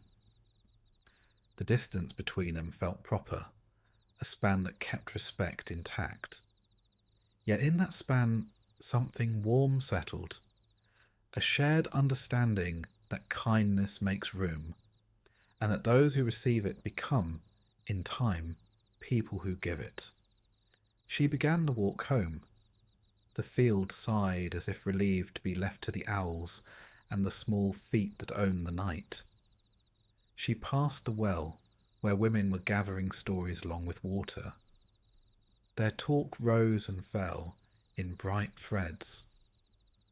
Someone asked about the owner of the field where she had gleaned, a question woven into another conversation and not addressed to her. Ruth did not answer. She carried the day in a way that asked for privacy until she could lay it out before the one who had first taught her to hope in this town. A child ran ahead and then back again, never finding a pace that could be sustained and not caring. A man with a cart shifted his shoulder under the strap and grimaced in the universal language of evening fatigue and satisfaction. In the lane near their door, a neighbour hummed while sweeping, the bristles making a soft sound like dry rain. The smell of supper rode the air from several houses at once, every pot telling its own small story about what a family had been able to gather and what love had learned to do with it. Ruth stepped through their doorway and set the basket down in the place where the floor made a shallow, friendly dip. She loosened the cloth, and the grain shone the way grain always shines at dusk, taking the last of the light and turning it into something that looks like tomorrow. Naomi had set a lamp ready, but had not yet lit it, as if she wanted to see Ruth's face in the honest light that the day offered for free. Ruth reached into her cloak and brought out the piece of bread saved at noon and placed it on the table between them. It was not yet time to tell every detail. First there is the showing of what has been brought, the weighing with the eyes and the heart, the quiet listening for whether the room itself will consent to be glad. The room did. Naomi exhaled a long breath that wound its way around the corners and drew the walls closer to the table. Ruth described little things first, because little things soften big words. The shape of the awning's shadow at midday. The way one of the binders sings like he's not sure whether he wants to sing or laugh and ends up doing both. The kindness of the woman who warned her about the treacherous stone. Naomi listened with the care of a person collecting pieces that will later fit into a larger map. Only then did Ruth speak of the man who had come to the field, who had offered shelter with the ease of a person for whom goodness is the natural reflex. She told of the invitation to eat, of the instruction given to the young men, of the permission to glean close without fear or shame, of the water offered as if she were not a stranger at all. As Ruth spoke, Naomi's mind sifted through names and kinship lines the way a practiced hand tosses grain and chaff, letting what is light drift away and what is weighty fall into her keeping. Recognition came like a sunrise that begins far off and then stands suddenly above a ridge. Ruth did not yet speak the name, and Naomi didn't press. Some revelations are sweeter if they are allowed to arrive in their full time. For the moment, the fact that Mercy had found Ruth in a field was enough to make supper taste like a feast. They ground a portion of grain, the stone's low song filling the space between sentences. They cooked and ate, and after the bowls were washed and set upside down to dry, they sat with their backs against the wall and their feet outstretched, the way two people do when the day has satisfied them into speechlessness. Naomi broke the quiet to murmur a blessing, not only for the owner, whose goodness had steadied Ruth's steps, but for the workers whose obedience had made that goodness practical, and for the law that braided all of them into a net that keeps the hungry from slipping through. Ruth added a thank you to the breeze that had sorted chaff from grain, and to the tree that had offered an hour of shade, and to the small boy with the cup, who had taken his duty seriously. In the deepening night, Ruth felt her life tilt by a degree so small you could miss it if you were not paying attention. A change in course that would become clear only when viewed from far ahead. She did not try to name it. She let it be what it was, a warmth at the centre of the day, an ease that had been absent and now had arrived without fanfare. Outside, the last voices faded. Somewhere a gate latched. A donkey stamped foot in a sleepy protest against nothing at all. Ruth placed her palm over the mound of grain and felt its coolness. Tomorrow would ask for more work. Tonight had given what it could give. She lay down and pulled the cloak over her shoulder, turning toward the wall the way one does when it is time to let the body decide on rest. Naomi's breathing settled into a tempo Ruth had come to love, a sound as reassuring as rain. In the quiet, Ruth saw again the owner's face in the sifted light of afternoon, not as an image demanding anything, but as a memory that affirmed a new truth. This place could be kind. This people could be home. She did not reach for the future. She let the present hold her.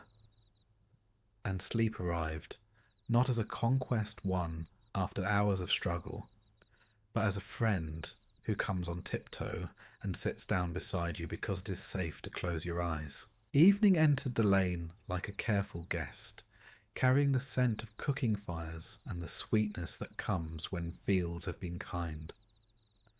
Ruth's shadow stretched along the threshold as she stepped in with the basket, and the room lifted itself to meet her, as if walls and table and clay lamp all understood what she had brought. She set the bundle down with a reverent touch and loosened the cloth. Pale kernels spilled their small light into the last gold of day, and the sound of them settling was soft and exact, the sound a heart makes when hope finally has weight. Naomi had not lit the lamp yet. She wanted the truth of daylight on the grain, the honest measure that the sun gives without bargaining. She moved closer and crouched, her palm hovering a breath above the mound, as if blessing and counting at once. Then she did count, the way a practiced eye counts, not by number, but by feel, lifting a scoop in a shallow bowl and letting it rain back through her fingers. Ruth watched her and felt something ease at the centre of her ribs. It is a rare gift to see another person's relief and know that you caused it. "Where did you glean today?" Naomi asked at last, her voice gentle but bright with curiosity that would not be denied. "In a field near the olive that leans toward the stream," Ruth answered, and this time she did not hold back the name. "The man who owns it is called Boaz."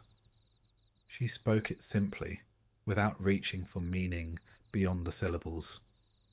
The name entered the room and settled into the air as though it had always belonged there. Naomi's head lifted. She did not gasp. Recognition arrived like sunrise moving up a hill, transforming everything without frenzy. "May blessing rest on him," she said, and the tone in her voice turned her words into something solid enough to set on the table. She looked at Ruth with eyes warming from within. "Boaz is kin to us," she went on, "a man of our family, one who stands near on the map. that matters when loss has broken a household's fence. The sentence lingered between them. The room felt larger. "Tell me everything," she said then, and Ruth did, in the order that made sense to her memory. The first careful approach to the edge of the field. The steady work. The foreman who noticed without fuss. The arrival of the landowner who spoke peace over his people and then spoke safety over a stranger. The invitation to share bread and roasted grain. The instruction to the young men so a gleaner would not be shamed. The permission to gather even where sheaves lay thick. The trust placed in someone with no claim but need and faithful hands. Naomi listened without interrupting, the way one listens to a stream that is telling you not only its own story, but also the story of the hills that feed it. At the end, she nodded slowly once, twice, and her mouth softened into a smile that did not need to push itself into being.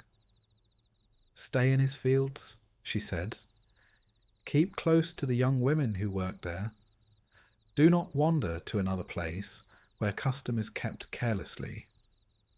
You have found a path that will not bruise you. Walk it until the barley is finished, and the wheat is gathered, and the threshing floors rest." Ruth bowed her head in agreement, the agreement of a person who does not mistake freedom for restlessness. She lifted the grain again and poured it into the quern's top stone. The lower stone had been smoothed by years of patient circles, and the sound it made when the upper stone began to turn was a low song that fills a house with usefulness.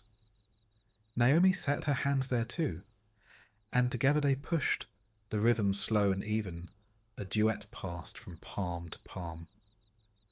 Flour rose in a pale drift along the edge, and Naomi gathered it with a small wooden wedge, her movements economical and tender at once. They paused, and Ruth brought the piece of bread she had saved at noon. Naomi laughed softly when she saw the care with which Ruth had wrapped it. She broke it and pressed the better half into Ruth's palm. "Eat while the porridge cooks," she said. Ruth chewed and tasted the flavour of the day, the char at the edge of the roasted grains, the kindness of being invited to dip where others dip. The lamp was lit now, and its small steady flame turned the room into a safe harbour. Water warmed in a pot, and a handful of ground grain went in with a pinch of salt, the scent turning nutty as it thickened. When the porridge was ready, Naomi added a trace of oil and a sprinkle of thyme that Ruth had gathered on the road weeks before, a green memory that still had breath in it. They ate from their bowls with wooden spoons and the hunger that is most satisfying, the kind that knows it will be answered again tomorrow. Between spoonfuls, Naomi let her mind wander the older paths. She spoke of kin like a mapmaker, not to pass obligations but to draw lines of belonging. Elimelech's name was laid gently on the table, then the names of his clan, then the threads that ran from household to household, the quiet support beams of a town that had learned the necessity of sturdy mercy. Boaz's name sat among them without strain. He had always been there. Tonight they noticed. After the bowls were set aside, Naomi reached for the mound of grain that remained and measured out a portion to keep whole. There was wisdom in that choice. Whole grain stores the memory of the field and gives the next day something to work with. The rest they ground, and their talk shifted to the helpful smallness of advice. "Tomorrow," Naomi said, "drink before your throat asks, and then a little more, for the heat can trick you into silence. Tie your skirt a finger's width higher if the ground is uneven near the far wall. When the line turns, allow yourself to be a breath behind, rather than a finger ahead, so you are never in the swing of a blade. Keep your eyes soft. Hard eyes miss what kindness drops without making a show of it. The room quieted into the hush that follows shared work. Outside, neighbours moved through their own evening rituals. A broom made its soft rain along the lane. A child recited a proverb in a voice that rose and fell like a bird finding its perch, then giggled when she got it right. From somewhere close, laughter burst and faded, then murmurs took its place. The world was full but not loud, and the night gathered it all into its sleeve. Ruth stood and washed the bowls, turning each with care in the basin so there would be no dull place for the morning to trip over. Naomi wiped the table with a damp cloth, and then her palm, the way a mother marks a place with touch as much as with cleanliness. The grain to be kept whole was poured into a jar, and the jar's mouth was covered with linen and tied with twine that felt saving to the fingers. The flour was heaped loosely on the low shelf, where the air could move around it. The room smelled now of new meal and cooling lamp, of clean wood, of worn leather straps laid neat beside the door. Ruth reached into her bundle and drew out the skein of wool a travelling vendor had traded for dates the day before. She set it aside to mend the corner of their cloak where the stitching had loosened. Naomi nodded approval and then turned to the window where the sky had progressed from blue to blue-black, with a single bright star daring the rest to join. Bethlehem's hills wore their familiar silhouettes. Somewhere soon, threshing floors would begin to hum, and the old dances would be traced again by feet that remembered the pattern even when minds were tired. "Tell me about his voice," Naomi said softly, and Ruth understood she meant Boaz. Ruth considered. It was like water set in a jar on a table, she said, clear and useful. Not a river that insists on being noticed, not a trickle that complains, the kind that waits and is ready. Naomi smiled at that, a smile both present and far. And his eyes. "They do not look past a person," Ruth answered. "They rest where a person stands and do not wander off in search of something brighter. He speaks to men as if they answer to more than his field, and he speaks to women as if their work has been seen by more than daylight." She paused, searching her own spirit to be sure she had not given more than truth. "He is not noisy," she said at last. The room received that sentence as if it had been wanting it. Naomi's hands folded without her thinking to fold them. "Blessed be the one who has not withdrawn kindness from the living or the dead," she said, the old words falling from her with new freshness. Her face softened into a quiet joy that didn't chase away sorrow but asked it to sit and share the table. There are hours when the heart learns how to hold both. This was such an hour. The lamp continued to hum its small flame. The grain in the jar continued to be enough. Ruth rose to knead a small dough. It would be morning bread, simple and quick, baked on the underside of a clay pot warmed to patience. She poured a little of the flour into the bowl, added water with a careful hand, a pinch of salt between two fingers, then drew the mixture together with her whole palm until the surface came smooth under her touch. Naomi watched, the muscle of memory moving in her forearm, as if her body were doing the work along with Ruth's.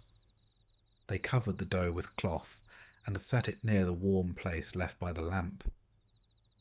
There was still talk, the kind that prepares a soul for tomorrow.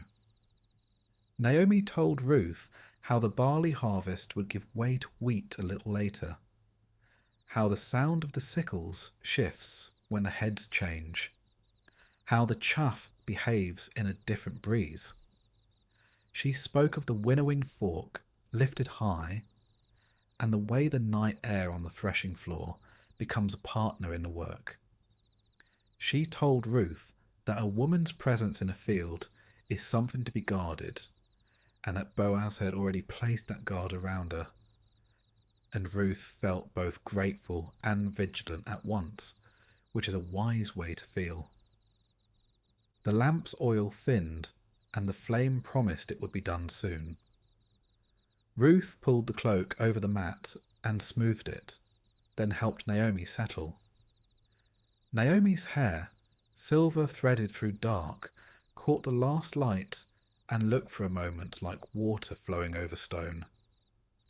"Tell me again about the woman who warned you of the treacherous rock," Naomi said, and Ruth did, naming the small kindness with enough detail that they could both thank it properly.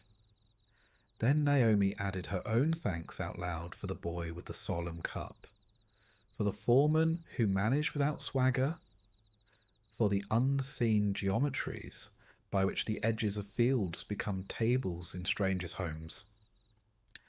They were almost ready for sleep when a gentle knock tapped the doorframe.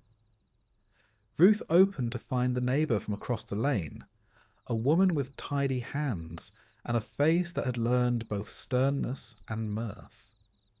She held a little parcel wrapped in fig leaves. "The oven shared its heat well tonight," she said. "We baked extra rounds and thought of you." Naomi rose to greet her, to bless her going and coming, and to trade a pinch of time for the bread the neighbour would not let her pay for. The brief visit added one more warm stone to the day's hearth. After the door closed and the lane settled again, Ruth and Naomi sat for a breath in the quiet. Ruth could feel the shape of the future in the room. Not its details, not its turns, only its shape, like the outline of a hill seen against the moon when you cannot yet see the path that climbs it. Naomi reached across the table and placed her hand over Ruth's. "Stay where you were today," she said. "Tomorrow we'll look back and be glad you did." Ruth nodded, and in that nod there was rest. Sleep came kindly. The lamp went out with a last tiny sound that might have been a sigh. The house breathed. The grain in its jar held night like a treasure. Outside, the field lay quiet, but one could almost hear the whisper of stalks, remembering hands that had moved among them with care. Ruth closed her eyes and saw again the simple gift of dignity that had been handed to her without price, and she let it fill the spaces that fear had left empty. Naomi turned toward the wall and felt the old ache turn into something softer. Not gone, never gone, but covered as a child is covered by a blanket that someone who loves them has shaken out and laid down straight. In that covering, peace settled. Morning waited somewhere just beyond the edge of the roof, patient and sure. The days began to gather themselves into a gentle pattern, each one threading into the next with the same quiet stitch. Ruth woke before the lane had found its voice, when the world was a grey bowl just beginning to fill with light.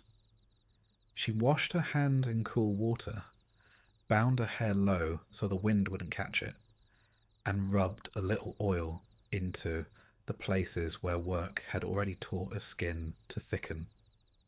Naomi would be up by then too. Never to fuss, only to stand at the doorway and make sure Ruth's cloak lay well across her shoulders. They spoke little in those first moments. A glance, a soft "go in peace," a palm that pressed briefly to a forearm, these were enough. Then Ruth stepped into the morning and let the road take her weight. The field received her as if it had learned her name. The reapers had their line, and the binders fanned behind them, and the gleaners moved like careful water through what was left. Ruth's hands no longer hesitated.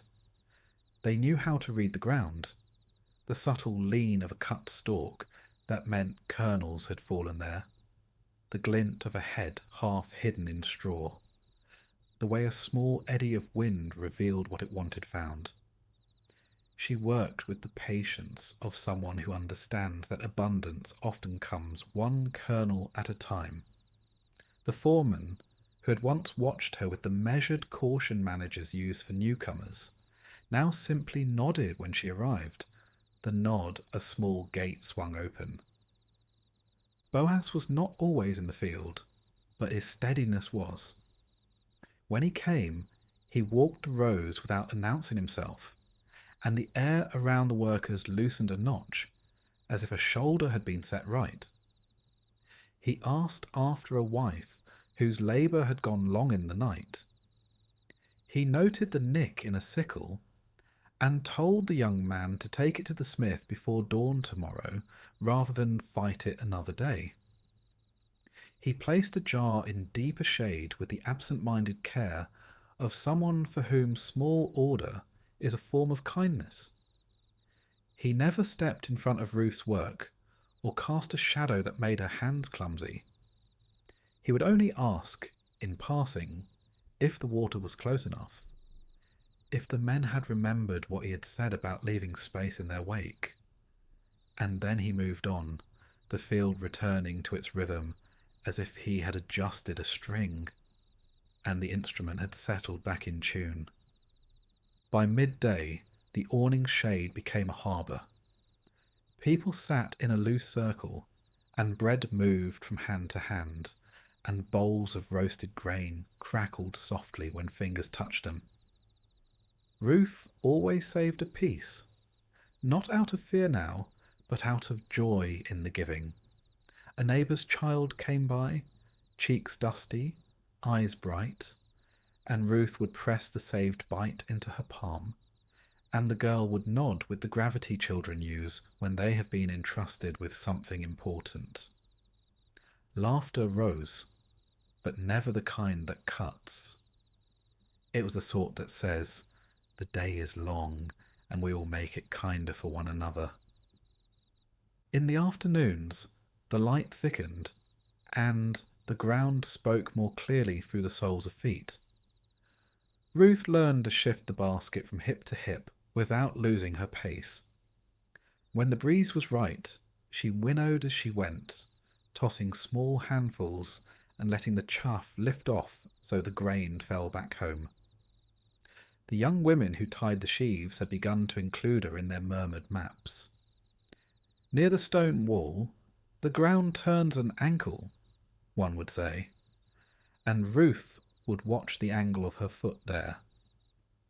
The man with the wide hat leaves his cords loose, another would add, and sure enough, the small spill would be waiting, no one remarking, everyone understanding the quiet choreography of provision. Evening folded the fields in a golden sheet. Ruth brought her gathering to the place where gleaners beat the grain free and let the wind carry away what could not feed anyone. The sound of kernels raining into a shallow basket became a music that slept in her bones. Then she lifted the basket and began the walk home. Each day, the lane learned her step a little better and quickened itself for her coming. Naomi listened for that sound, and when she heard it, something like spring moved under winter in her face. The weight Ruth set on the table was never greeted as a miracle that might not return. It was received as the faithful answer to faithful hands. Inside, evening work was the gentlest kind. Grain poured into the quern's shallow mouth, and their palms found the old circle. Push, draw back, push again. Flour rose in a fine drift and settled on their knuckles, the table's edge, Naomi's lashes. They ate simply and ate well. Porridge with a trace of oil, a round, baked on warmed clay, herbs bruised between Ruth's fingers until their scent brightened a room. Sometimes Naomi told a story about harvests from years ago, the year a neighbour's ox decided work was undignified and stood stubborn all morning until a little boy tied a ribbon to its horn and whispered a mystery in its ear. The summer a wind from the west came sudden and clean, and the chaff fled at a single lift, as if the air itself had grown particular about waste. Sometimes Ruth told stories too, small ones that felt like beads. A bird that scolded her, and then forgot what it was mad about. A shy calf that discovered its gallop all at once and could not believe its own legs. On the seventh day they rested. Naomi taught Ruth the rest like a craft, how to set the house in order so stillness has room, how to light the lamp with a blessing that doesn't scold the dark but invites the light, how to let food be enough without the proud labour of improvement. They would sit and let the quiet fill in the cracks work had opened. Naomi would hum something tuneless and that nevertheless sounded right, and Ruth would answer by braiding a strip of fringe back onto their cloak, slow and content. Their neighbours' voices were softer those days, and the lane forgot to hurry, and the sky seemed to remember how to be wide without reminding anyone of their smallness. Barley finished with a kind of hush. The song of the sickles changed, the straw underfoot crisped differently, the way words shift when a story nears its end. Wheat followed, a hair taller, heads heavier, stalks with their own manner. Ruth learned its feel the way you learn a friend's step in the hall, without thinking. The breeze that threw off barley's chaff needed less invitation to lift wheats. The winnowing became easier in a different way. The threshing floors woke at night now, men's laughter rising in little currents as they worked with fork and wind. And the town took its ease after supper by listening to that far, steady pulse. Ruth's hands grew strong and beautiful in the way hands become when work has taught them usefulness. The skin across the palms thickened and smoothed. Her grip memorized how tight is enough and how much slack invites waste. Naomi would take them now and then in her own, turning them as if reading a text. "These are good hands," she would say, and Ruth, who had never trusted compliments that sought their own echo, let that one enter and live. People began to know Ruth by more than the Moabite. She became the woman who saved a bite without making anyone feel poor, the one who remembered the names of the older women at the well and asked about a knee or a cough without making a ceremony of concern, the one whose laugh might arrive late to a joke, but, when it came, made everyone else's laughter feel as if it had found its right pitch. She learned names in the market, greeted the bakers whose palms were always dusted white, nodded to the man who mended harness and somehow always had honey on his sleeve, likely from a midday snack he was too busy to finish. She did all this without forcing herself into anyone's story, and somehow the town made room for her in its spoken memory. Boaz's steadiness continued to work like good yeast in the day. Wages landed in palms when they should, not after excuses had stacked themselves. Corners of fields were left generous enough that no one had to pretend an accidental spill every hour. When a stranger wandered near, the foreman's first reflex was hospitality, not suspicion, not because he had softened, but because he had been trained that way by a master who remembered his own beginnings.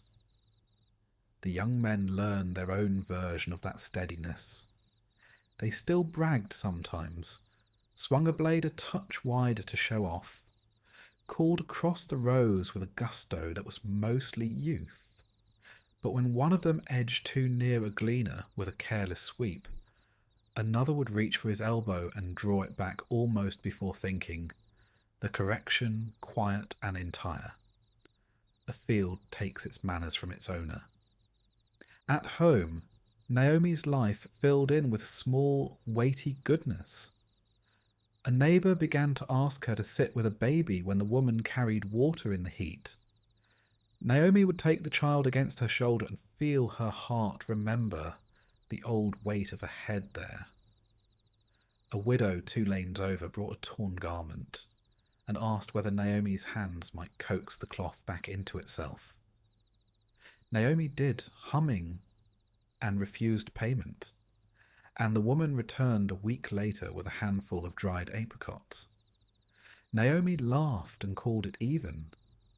Young women stopped her at the well to ask about herbs for a stomach that had turned against work, or about how to hush a mind late at night when the day would not stop knocking. Naomi had counsel that felt like a quilt laid straight. When she walked through the market, vendors began to call her by name, not as advertisement, but the way people call a sunrise when it slides over a familiar hill. On certain evenings, when the heat let the town breathe, Naomi and Ruth would carry their bowls to the roof and eat there, legs stretched, backs propped against the low wall. The fields lay below like a map of honest labour. Ruth would point to a line of stooks and say, "There, that's where the ground dips, and the wind makes a little river." And Naomi would nod, as if hearing the report of a beloved relative. They would watch swallows stitch the dusk, and then open their hands and rest them on their thighs, palms up, a posture both of receiving and of letting go. The sky, seeing them, often answered with a star flaring awake. They were hard days still, and they didn't pretend otherwise. A stone would find a thin place in a sandal, and sting for hours. A forearm would ache with a sudden complaint that did not announce itself beforehand. A cloud of dust would settle in a throat and make it scratch, and the only cure would be patience and a longer drink than felt polite. Some mornings, grief walked into the room uninvited, sat on the edge of the mat, and looked at Naomi with the old intimacy. On those days, Ruth's words were few and faithful. She would lay a hand along Naomi's shoulder blade, not heavy, and say the names that needed saying, and then put the dough on to rise and sweep the floor, and grief would see it had been recognised and, being honoured, would loosen its grip and go sit by the door for a while, like a visitor who loves you, but is learning not to overstay. Wheat swelled and bent, and the town began to count with its eyes, measuring time by the lean of heads and the talk at the well. The threshing floors would wake in earnest soon. Men would choose nights by the wind's mood, the moon's brightness, the way the air now ran clean down from the hills after sunset. Ruth learned the cleverness of tying her skirt just so, not only for modesty and movement, but because a well-tied knot saves a day from many small annoyances. Naomi taught her where to lay aside enough for a neighbour who always had a little less, and how to do it without anyone thinking pity had been offered. They became a small, sturdy house of 2 who held more than they needed, and because they held it lightly, it did not grow heavy in their hands. Word of Ruth's steadiness travelled without trumpets. It reached places she did not go. A courtyard where older men spoke about crops and weather and the surprising goodness of the new woman who kept to Boaz's fields. The threshing floor where jokes moved like dice and then settled into the quiet acknowledgement that a certain gleaner worked like weather. Always there, always right. A kitchen where a girl, watching her mother's hands, said she wanted to be like the one who saved the soft centre of bread for someone waiting at home. Ruth didn't know these sentences existed. She only knew that when she walked through the market, eyes met her without weighing or trimming her. The season deepened. Boaz, stacking sheaves near sundown once, paused as Ruth passed with her basket. He did not speak beyond the words it would have been odd not to say.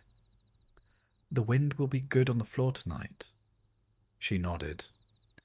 "Then the grain will be glad," she answered. A small smile moved like light along water across his face, the kind that begins in the eyes and only later remembers the mouth. He lifted the last sheaf into place and returned to his work. Ruth carried her basket and returned to hers. Quiet Mercy had already done a lot of talking. There was no need to add to it. Nights on the threshing floor became their own festival. Ruth and Naomi could hear the far laughter and the lower murmur of voices working with the wind. The scent of chaff and straw drifted into the lanes, the fragrance of effort turning toward rest. Naomi would sometimes lean her head against the cool wall and listen, something like a plan forming inside her, not as a scheme, but as a question. Is there a way to give Ruth a roof that is not only woven of days but of vows? She did not say it out loud yet. She let it warm in the centre of her chest, the way dough rises under a cloth, without being stared at, without being rushed. One late afternoon, Ruth came home with more than usual, a heft of grain that surprised even her arms. She set it down and stretched the cramp from her shoulder, and Naomi laughed softly at the abundance, as if recognizing a joke kindness liked to tell. They ground some and kept some. Ruth mended a tear in the basket where it rubbed, setting her stitches small and neat, and Naomi watched, thinking how every repair they made now was less frantic and more hopeful. The lamp burned a little lower that night, but the house felt brighter, because waiting had learned patience, and patience had learned to carry a purpose. The barley was a story complete. The wheat had almost finished speaking. Ruth could feel the edge of something new drawing near, not with the thunder of change, but with the quiet of a road that rounds a bend and shows you a valley you always hoped would be there. She did not reach for it. She tended the grain under her hand. She rose early. She drank water when Naomi told her to, even if she did not yet feel thirst. She returned to Boaz's fields and let their safety and rightness hold her. She walked home in the evening with the basket a little heavier and the heart a little lighter. Naomi watched and counted not only kernels, but mercies. And each night, after the lamp closed its eye, she lay awake a short while and whispered a blessing over a man who left space at the edges, and over a young woman whose faithfulness made space inside a house. Then she slept, and Ruth slept, and the town slept, and the floors on the hill worked with the wind. In the dark, grain learned to be ready for bread, and hope learned to take on shape. Morning waited with its hand on the latch, smiling, because it knew what it would bring soon enough. For now, it offered another day, the great gift dressed in ordinary cloth, and the two women received it as if it were the first and the last. The evenings on the hill had taken on a different sound, a low, steady breath as winnowing forks lifted and the night wind did its measured work. From their doorway, Ruth and Naomi could hear the hush of chaff slipping away and the soft rain of grain falling back to the floor. a music of effort and completion. The season had reached the place where fields give their answer and households begin to count what the year will taste like. In that sound, Naomi felt something loosen inside her that had been tied for a long time. A thought rose and returned, like a bird testing the air before it commits to flight. It was a simple thought, and it was the size of a home.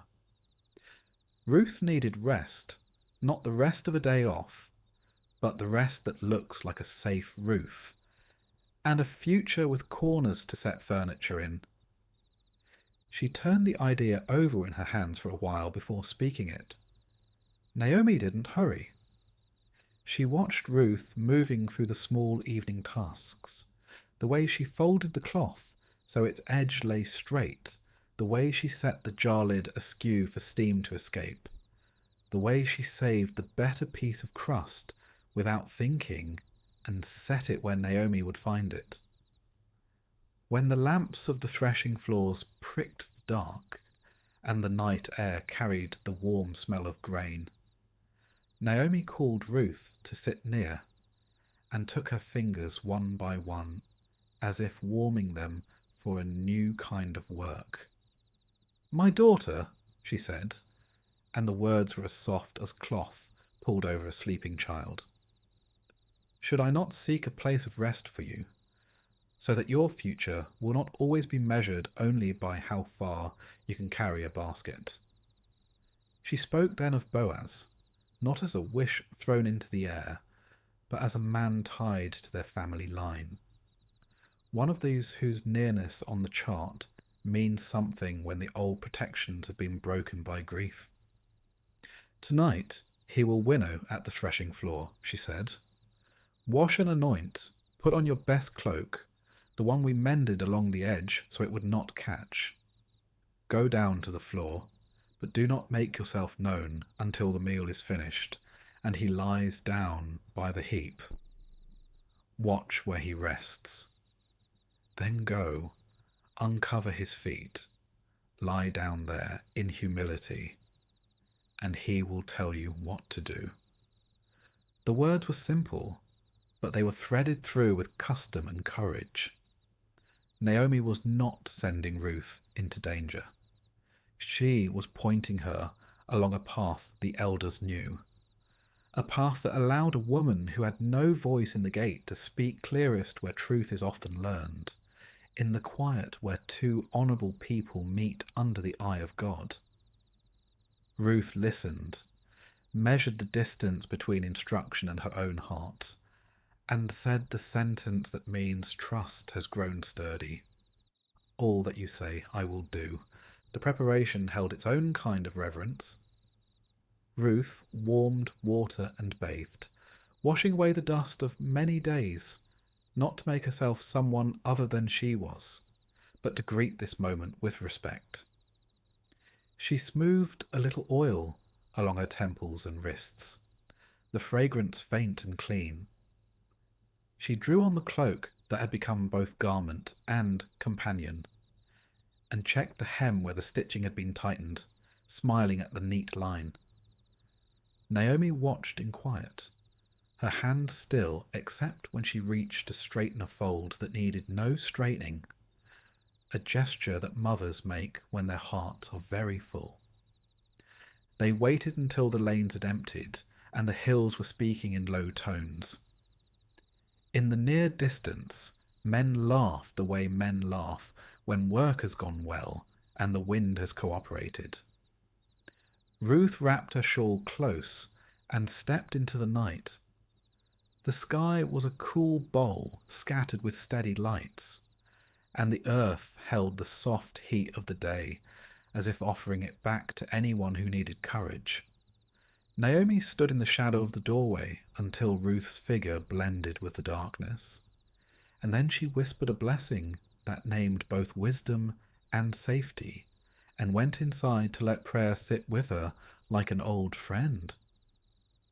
The way to the threshing floor wound through terraces and small paths that had learned the feet of generations. Ruth walked without haste. She knew this needed care, not drama. As she neared the high place, the smell of chaff grew sweeter, and the sound of grain falling grew clearer. That small rain that says hunger will bow its head in another household. Torches burned in a circle around the workspace. Men lifted forks and cast a mixture into the air, and the evening breeze took the light part and sent it aside, while the heavier goodness fell back to the waiting cloth. There were bowls of roasted grain near a low fire, jars half covered against dust, a skin of water set in the deepest part of shade. It looked less like a place and more like a promise being kept. Ruth kept to the edge where shadows were honest and where she could see without being seen. Boaz was there, sleeves pushed above his elbows, speaking little and always with purpose. He lifted, tossed, watched the wind, adjusted the angle, lifted again. When the work slowed, he shared bread and grain with the men, not as a display but because he was hungry, and they were hungry, and food given in common steadies everyone. Later, when the night had cooled a day's sweat and the last jokes had found their listeners, he ate a simple meal and drank enough to be satisfied and no more. The men drifted to their resting places, each near his pile, each turning once and then lying still. Boaz chose a place at the end of a mound and lay down with the deliberate ease of someone who believes he is allowed to sleep after he has done what the day asked. Ruth waited. Waiting has its own labour. She let the dark grow familiar, counted her breaths until they matched the low sounds around her, listened for the moment when laughter turns to silence, and silence becomes deep. When she finally rose, she moved the way one moves in a room where a child is sleeping, and you know exactly where the squeak in the floorboard is. The earth was friendly under her feet.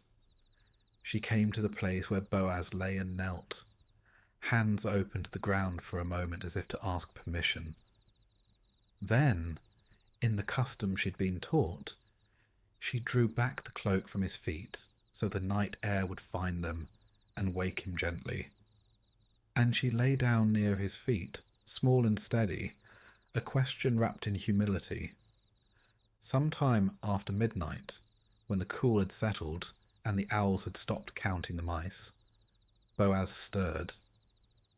His feet had found the edge of open air, and the body that had worked all day sent up a small complaint. He turned and saw a figure at his feet, a shape that did not belong to any of his men. He started not in anger, only in that honest surprise that wakes even the just. "Who are you?" he said, his voice low and clear. Ruth answered without trembling, "I am Ruth, your servant. Spread your corner over me. You are a redeemer to our family." She did not demand. She did not hint. She named the truth that had brought her there, the truth the elders taught, the truth Naomi had trusted, the truth that turns strangers into kin by covenant. The word she used for covering held more than warmth. It held household and future and name, and the solemn joy of responsibility accepted in good faith. Boaz lifted himself on one elbow, and the torchlight found his face. The first thing that moved across it was blessing. "May the Lord's kindness be upon you," he said, and his voice sounded like someone setting down a heavy jar without letting it crash. "You have shown steadfast love now as well as before, because you did not chase the easy possibilities that youth might have tempted you to chase." He named her a woman of substance, a reputation already established in the town, and now confirmed in the secret place where reputation cannot help you. He didn't lean toward her in presumption. He leaned toward the truth. "There is a nearer kinsman," he went on, and the words cost him something. It would be simple to pretend otherwise. Integrity does not choose simple. If he will take up this duty, he said, he must be asked first. If he does not, I will do it with joy. As the Lord lives, I will not let this be left out in the field like an untied sheaf. He spoke with the clean steadiness Ruth had seen in him from the beginning, the steadiness that had left generous corners in the field and put shade over the water jar and kept men's hands from swagger. She felt her heart unclench in a way that did not collapse into relief, but rose into trust. He asked her to rest until dawn so that her dignity would not be bruised by unnecessary eyes. She lay again, and the hush of the threshing floor gathered around them like a tent. Sleep came in small cups to them both, not to drown, only to refresh. Before the horizon had chosen a colour, Boaz rose. He placed his cloak back over his feet, then turned to Ruth with a practical kindness that marks real goodness. He measured grain in generous alms, 6 measured giftfuls, and placed them into her shawl, tying the cloth so it would not spill. This is for Naomi, he said, as if he had heard the whole story she carried without being told it. Let it be a pledge that the night's truth will not vanish in the morning. He walked with her as far as the place where the path bends and the floor falls out of sight, not to be seen together, but to be sure her steps met no harm. They parted with a quiet that didn't need ceremonial words. In the grey that belongs to the hour before sunrise, Ruth returned through lanes that had not yet remembered their names. The shawl cut a pleasant weight across her shoulders, and the promise it represented warmed more than her arms. Naomi was waiting the way a hearth waits, banked but alive. When the door lifted, she read Ruth's face the way farmers read weather, trusting the small signs. "How did it go, my daughter?" she asked, and the question held both care and delight and the wisdom not to rush the answer. Ruth set down the shawl, loosened the knot, and the grain flowed to the table in a sound that made the house feel taller. She told everything, not to prove anything, but because truth makes a clean path between two people who love each other. She spoke of the waiting, of the request, of the blessing, of the nearer kinsman, of the vow to settle the matter in daylight, where witnesses can hear and agree. Naomi nodded slowly while Ruth's words laid their neat row, and when the row was finished, Naomi spoke in the tone she used when she was most certain. "Wait now," she said, and the word was not a stall. It was a chair being pulled out for rest. "The man will not sit idle until this is finished. The town will have its morning, the gate will open, the elders will take their places, and the matter will be made plain." She gathered a portion of the grain and pressed it into a jar, as if storing away a piece of the night's faithfulness. Then she took Ruth's hands and held them until the tremble that comes after courage has done its work, faded. The day rose with its ordinary tasks, and the house took them up without pretending that nothing had changed. Flour still needed grinding, water still needed lifting, a mat still needed shaking. Ruth moved through these with a quiet inside her that felt new and also very old. It felt like being covered by something larger than weather. Naomi hummed while she swept, the kind of tune that does not have a name and does not need one. When she paused, her eyes went to the door, not anxiously. Only in that way people watch for the friend they know will soon arrive. Later, as the sun found its strength and sent it down into streets and courtyards, women at the well spoke of wind and children, and the cleverness of a hen that had hidden her eggs too well. Somewhere above them, at the place where business was done in the open, men gathered and made the day say what it meant. Ruth didn't run there. She let the story do what stories do when they are in good hands. She rolled dough and set it to rest. She watered a neighbour's plant that always forgot itself in the heat. She lifted the shawl Boaz had tied and ran her fingers along the knot he had made. It had held fast through the dark and the walk home and the pouring out. It would hold the memory too. Evening would tell its news soon enough. The threshing floors would be quiet tonight, their work complete. The hills would hold a different silence, one that waits with a smile. Naomi sat and threaded a slender cord through a loose place on their basket, her fingers as sure as if she had done this exact repair 100 times. The light on her face looked like peace that had found its chair. Ruth watched and felt her breath deepen.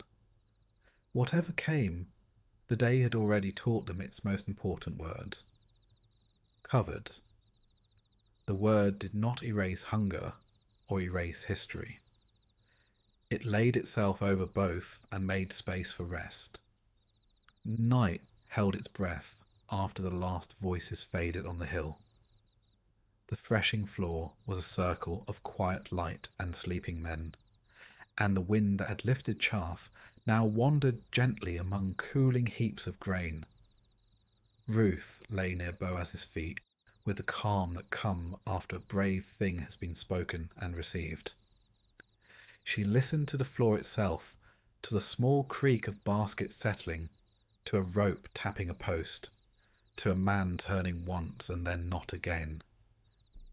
At the edge of hearing, a fox used the field as a road and then thought better of it. The stars did not flicker, they watched. Sometime before the colour began to creep back into the world, Boaz stirred and sat up. He set his feet under his cloak again and looked toward the dim line where the sky would soon learn to be morning. The quiet between them was full but not heavy. He tied his sandals with the practiced motion of a man who ties things that must hold. Then he turned to Ruth with that practical kindness that had a way of making large matters feel safe in ordinary hands. "Bring your shawl and hold it," he said, and she did, gripping the edges to make a cradle. He measured grain in generous armfuls, counting without counting, a rhythm older than numbers, until the bundle had the good weight that speaks of promise. He knotted the corners in a way that would not slip.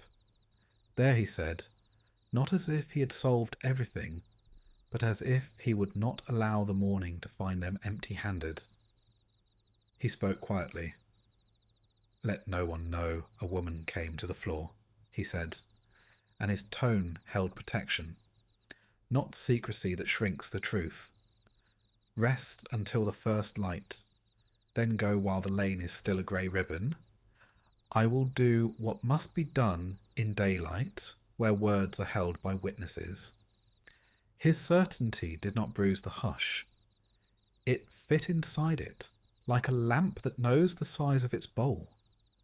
Ruth rested a few breaths more, her cheek on the woven shawl that now smelled faintly of grain and dust and the cedar of Boaz's cloak. When the far ridge showed the thinnest thread of silver, she rose. The men on the floor still slept, each near his heap as a shepherd lies near his flock when the night wishes to test the fence. She moved with care, placing her feet where the straw would not speak.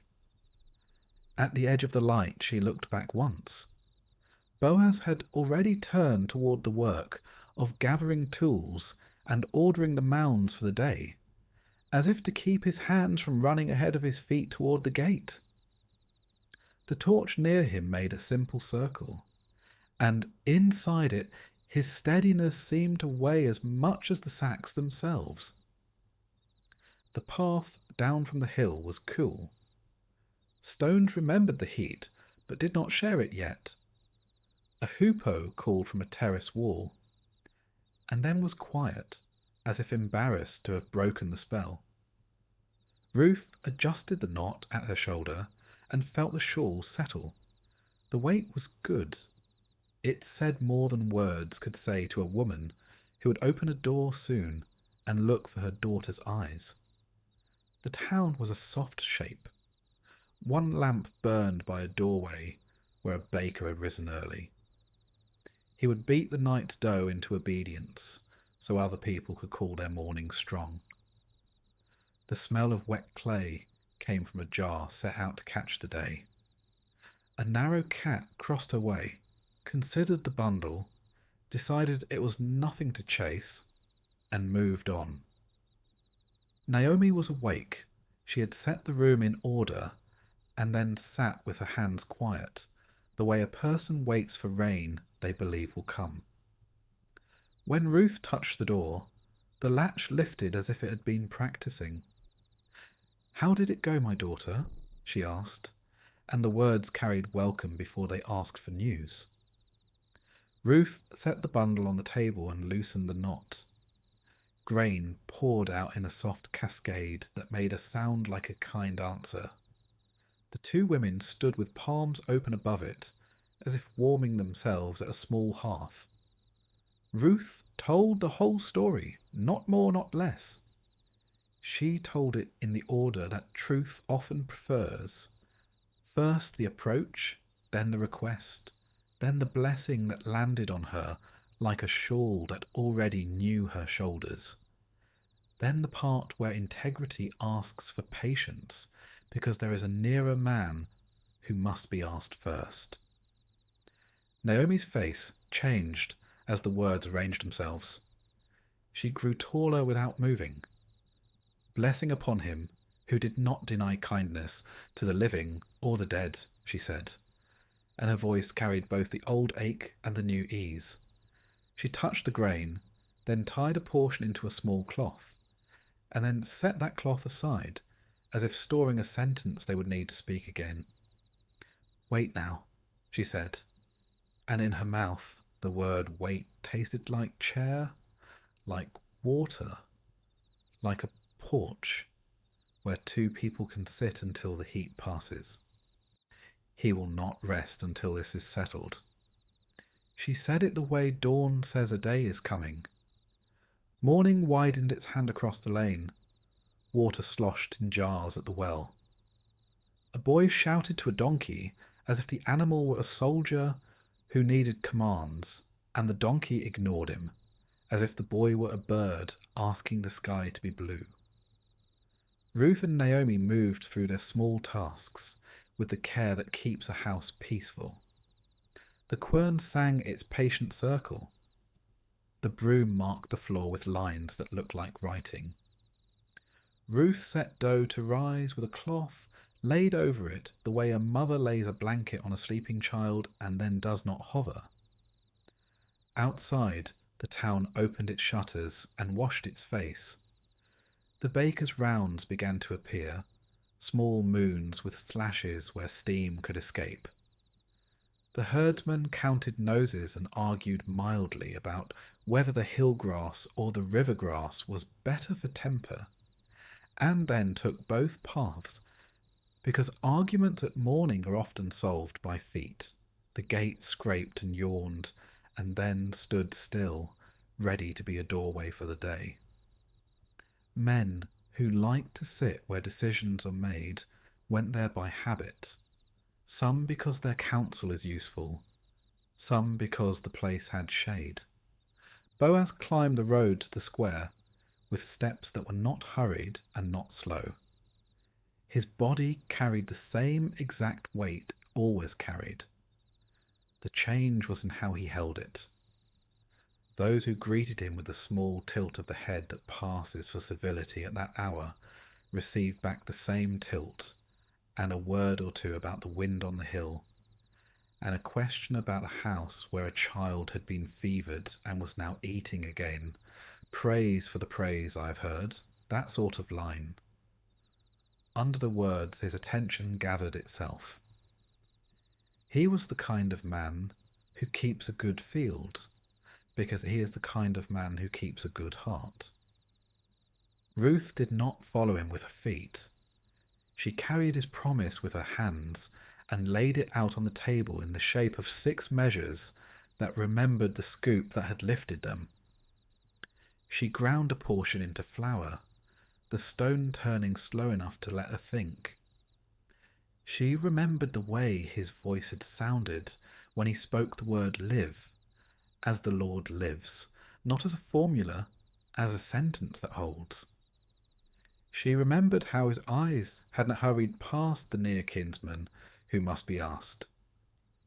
She remembered the knot he tied, the small skill that keeps good things from spilling between a giver and a receiver.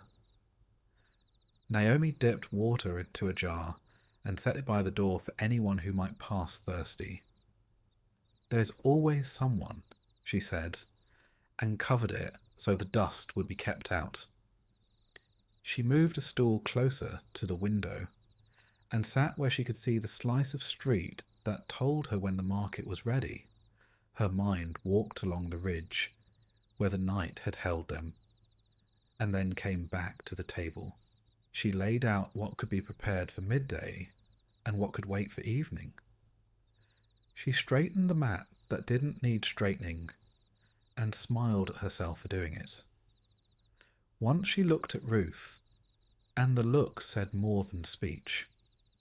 It said, "You were brave, and you were tender, and you were wise enough not to make a beautiful thing loud." The town's talk grew in layers. First weather, because weather is the first sentence of any honest day. Then labour, where one field had finished, where another stood. Then smaller things that are not small. A woman who had carried to term after 3 losses. A man who had made peace with a brother over a boundary stone that had always been a sore place. Threads of the threshing floor crossed these. A joke repeated. The good humour of men whose backs had been useful at night and now belonged to day again. Ruth stepped into the lane and took a turn at the well. She greeted each woman by name.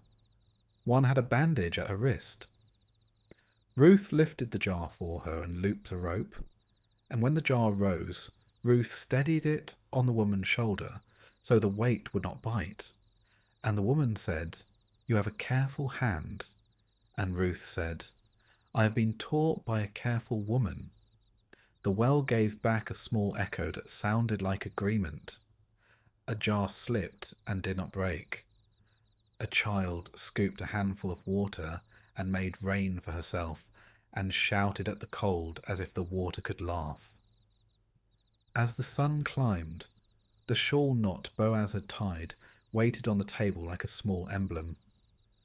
Ruth touched it when she passed, not to hold it in place, only to tell it she had not forgotten. She checked the oven stones, tapped one with her knuckle, decided it would take a little more heat. She spread a cloth on the table that had a faint dye still clinging to it from a time when Naomi had taught her how to coax colour from leaves.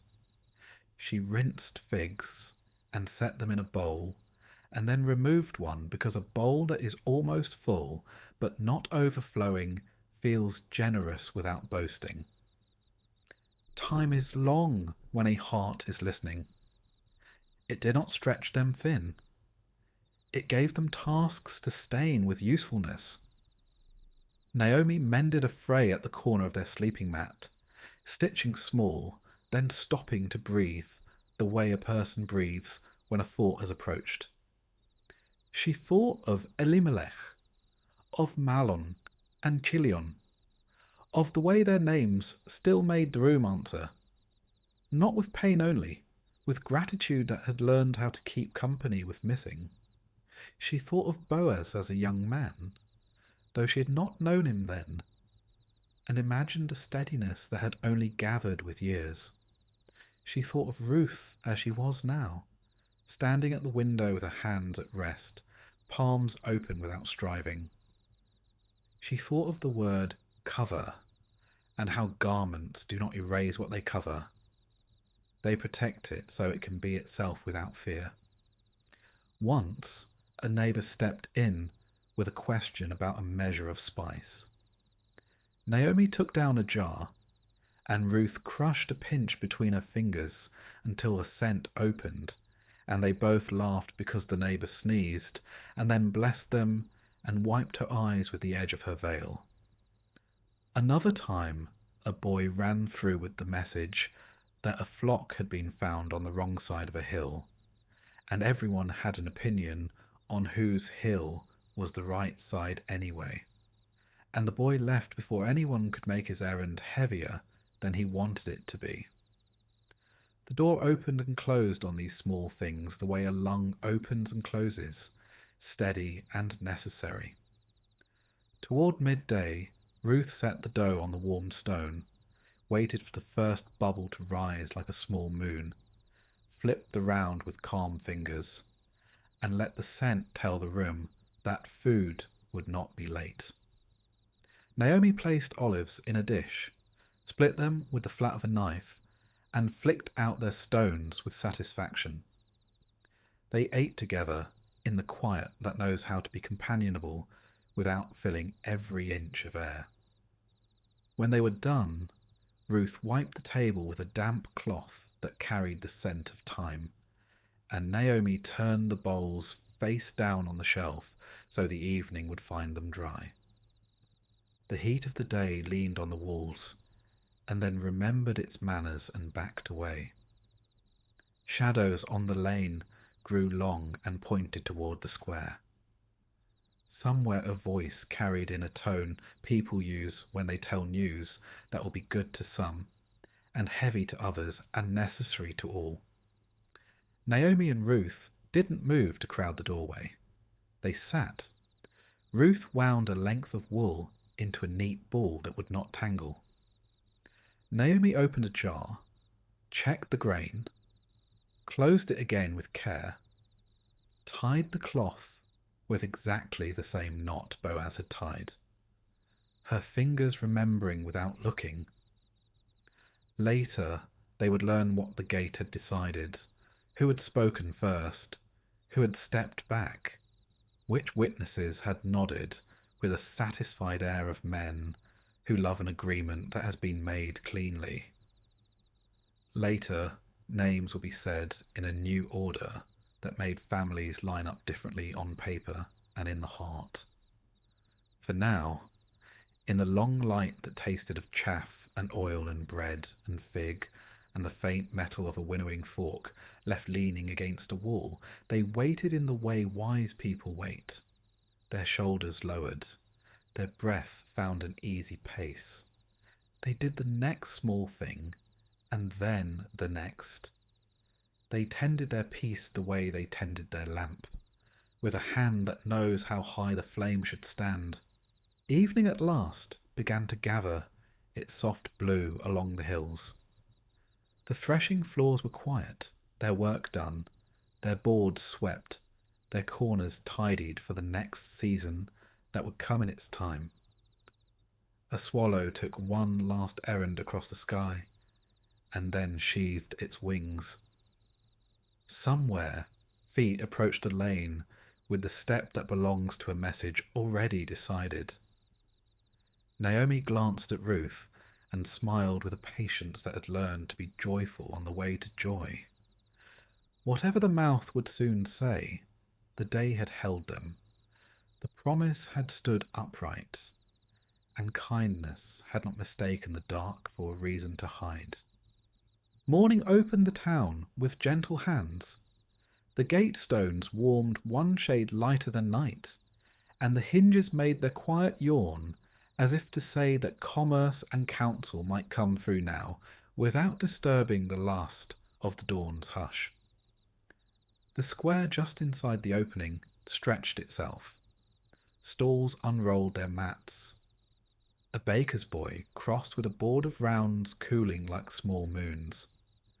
A potter set his jars where light could glance along their bellies and make passers-by thirsty.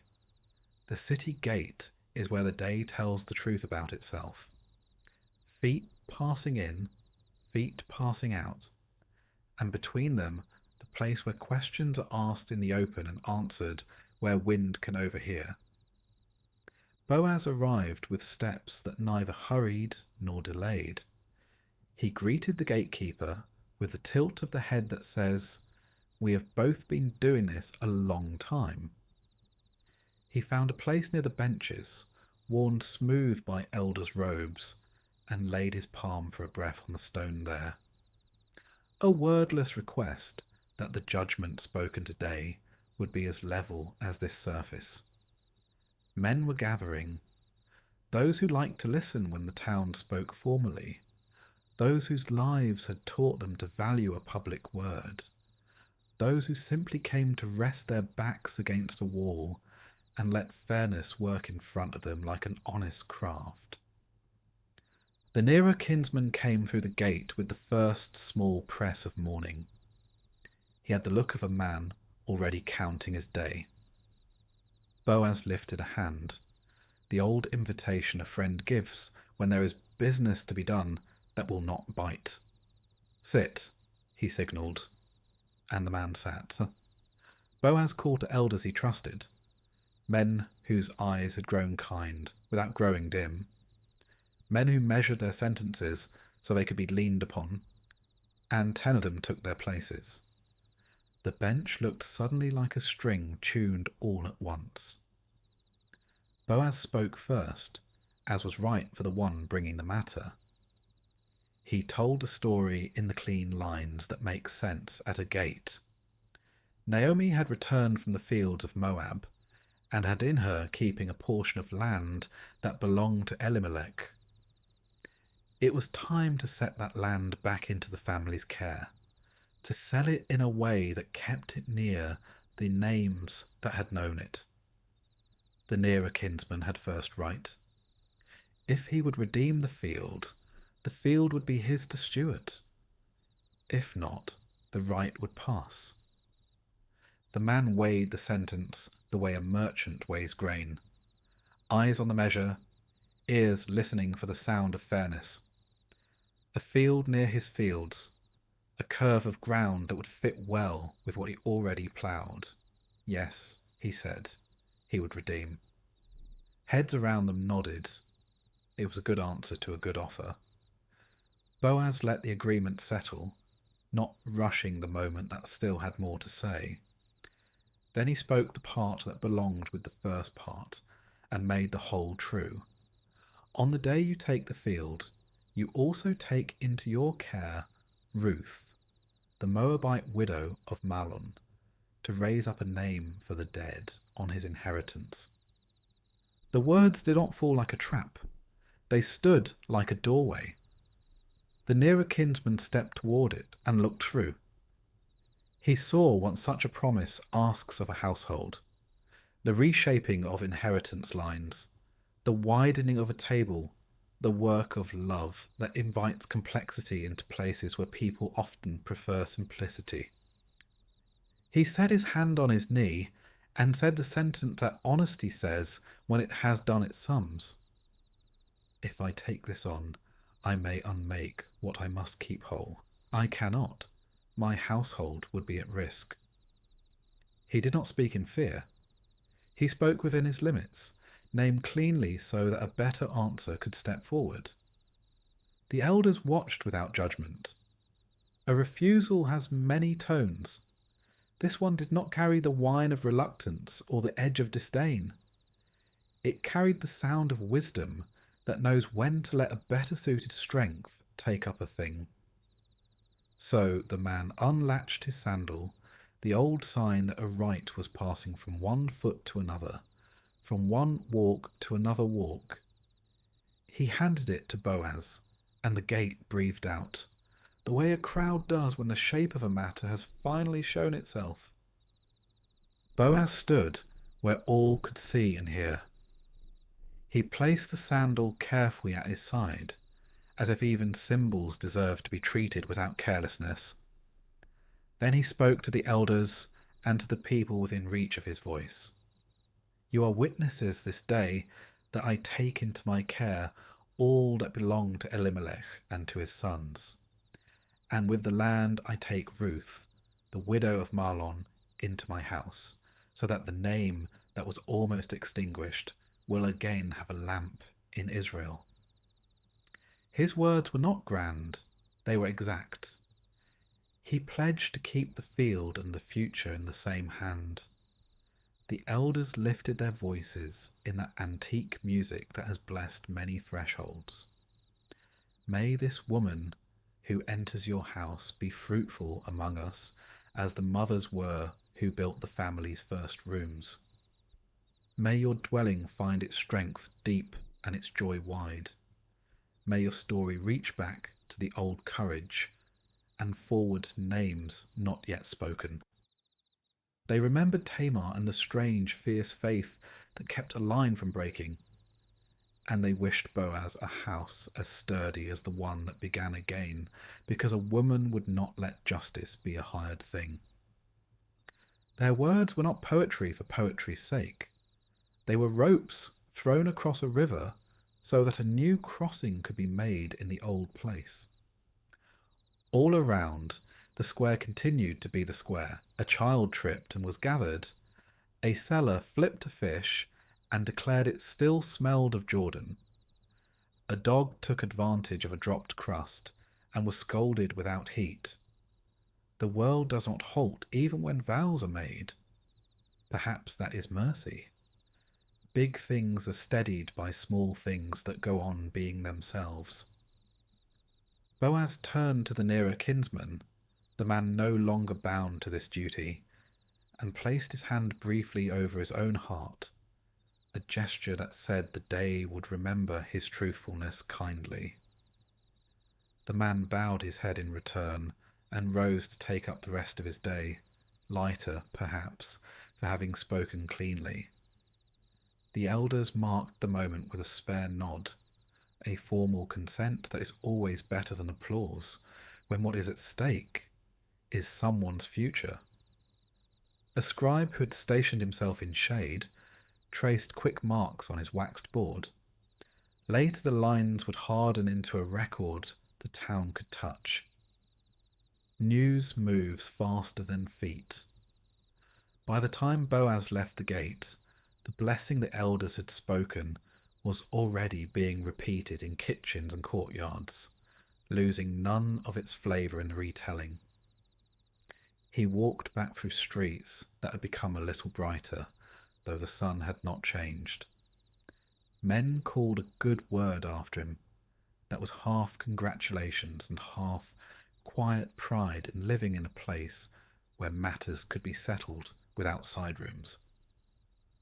A boy running messages for his mother nearly collided with him and then darted around, laughing at his own narrow escape, and Boaz steadied the boy's shoulder with a hand that did not scold. In their room, Naomi and Ruth had not tried to pull the day forward by sheer wanting. They had baked and swept and set a bowl of water by the door for any thirsty passerby. Ruth had mended the place where the basket rubbed and left her needle threaded so the evening would not have to hunt for it.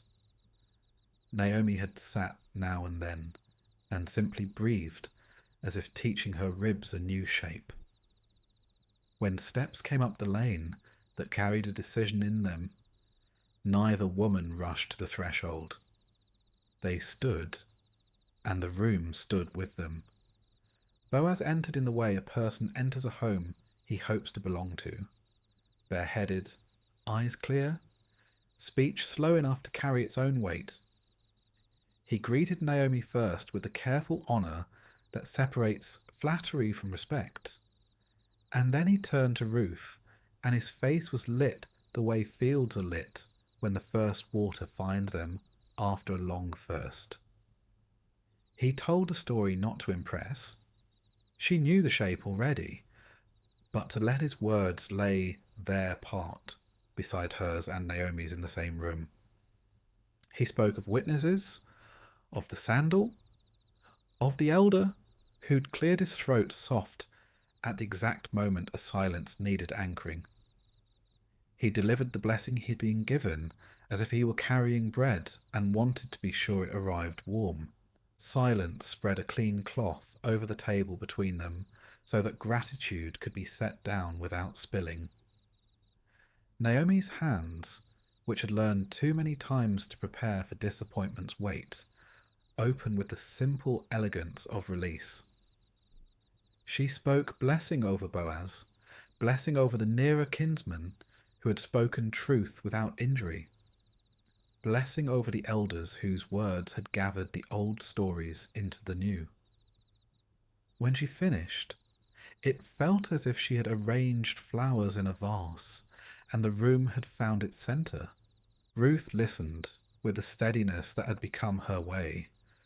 The vow she had made on a road long ago, "Your people will be my people," had reached another room where it would now hang its cloak.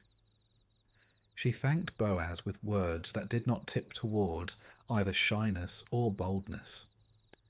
Then she brought forward a small portion of grain still tied in the knot he had made before the sun, and set it between them, a sign that what had begun in work and mercy would continue in the same.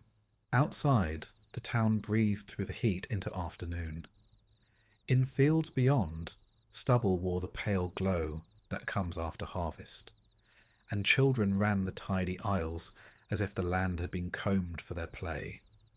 At the well, a woman leaned to a friend and said the kind of sentence that makes a community feel like a pair of hands. That house will not want for kindness. Another nodded, content that the world had done a right thing in the open. The rest of the day unfolded without strain. Boaz went to set in motion the tasks that follow vows. The speaking to his household, the making ready of rooms, the quiet instructions that keep curiosity from turning to gossip. He did not stride as if claiming a prize. He walked like a man who had been given a trust and meant to keep it with both strength and gentleness. In his absence, Naomi and Ruth let the house learn the new sound of itself. Naomi moved her jar of grain to a different shelf, a small shift that felt like widening a door. Ruth untied and retied the shawl knot, not because it needed it, but because her hands wanted to remember the shape of keeping. Toward evening, the elders who had sat at the gate passed by in ones and twos. They did not come to be thanked. They came the way watchmen come at dusk, to see that peace has indeed settled where it promised to settle. Each left a few words, not elaborate. May your threshold be strong. May your lamp remember its oil. May laughter learn the size of your rooms. One old man told a short tale about a wedding years ago when rain dared to pour itself across a courtyard feast, and how neighbours lifted rugs and ropes and made a roof out of what had covered their own floors, so that joy could go on without getting soaked. He laughed at the memory, and his laugh sounded like good cedar. When the lane dimmed and lamps began to etch their circles against the blue, Ruth and Naomi sat together, not side by side only, but in that arrangement of hearts that happens when a long waiting has found its answer in daylight. Naomi leaned back and let her gaze hold the ceiling beams as if they were lines of a psalm she knew by heart. Ruth drew her knees closer and wrapped her arms around them, not in defence now, but the way a person does who is keeping company with joy while it finds its words. The room was still the same room, a mat, a table, a lamp, a jar, but it felt as if a window had been cut in a wall that had always wanted a view. The night outside was full of ordinary sounds. A jar mouth clicked as someone set it down after a last drink. A gate latch answered a hand. A mother called a child in a voice that practiced sternness and only managed tenderness. Above all, the town held a softer sound, the kind of hush a community makes when it has witnessed something honourable and is letting the echo bless its sleep. Far out where the land leans into distance, a breeze moved thin clouds like sheep across a hillside. The elder's blessing travelled with it over field and roof, that the house being built would be built by the same faithful hands that had gleaned at the edges, that the joining would not cancel grief, but cradle it, that the future would know the taste of mercy. Inside, the lamp's small flame steadied, and the two women let their shoulders sink. Tomorrow had its work. For this evening, it was enough to say that the name, once in danger of fading, had been spoken in the gate, witnessed by many, and set upright again where it belonged. The days after the gate's decision moved with a kind of deliberate brightness, as if time itself had dipped its hands in water and smoothed the wrinkled cloth of their lives. Boaz went about the work of making a house ready, not with trumpets, but with careful errands that told their own story. He spoke to his household first, naming what had been pledged in the open, and how that pledge would take on bread and Ruth. The older women in his dwelling nodded with the calm enthusiasm of people who have long believed that goodness, when it finally arrives, usually looks like a door being opened and a place at the table being set.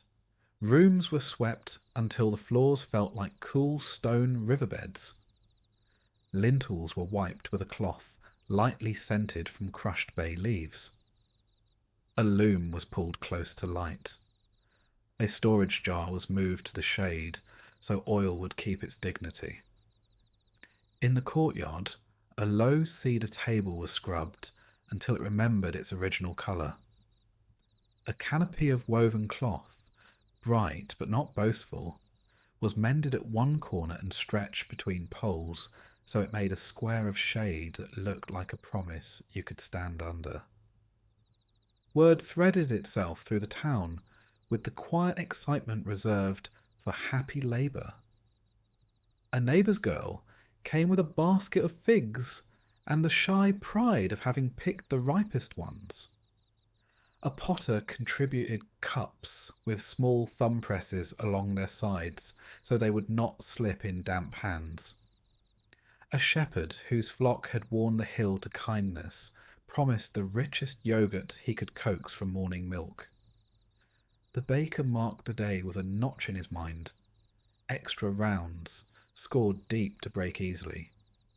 He chose flour he kept for feast days and whistled while he mixed.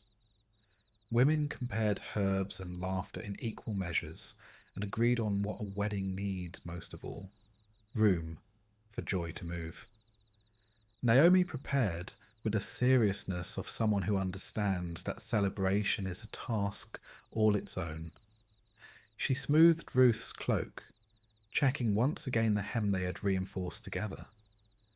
She opened the cedar chest that had held her better things through lean and plenty, and drew out a scarf dyed with an old, steady blue.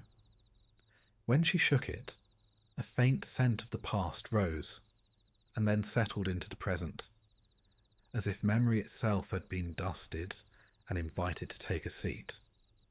She set a pinch of frankincense on a shard near the door, and let it glow into a sweetness so light it would not argue with the nearby cooking. Ruth's preparing was quiet and attentive.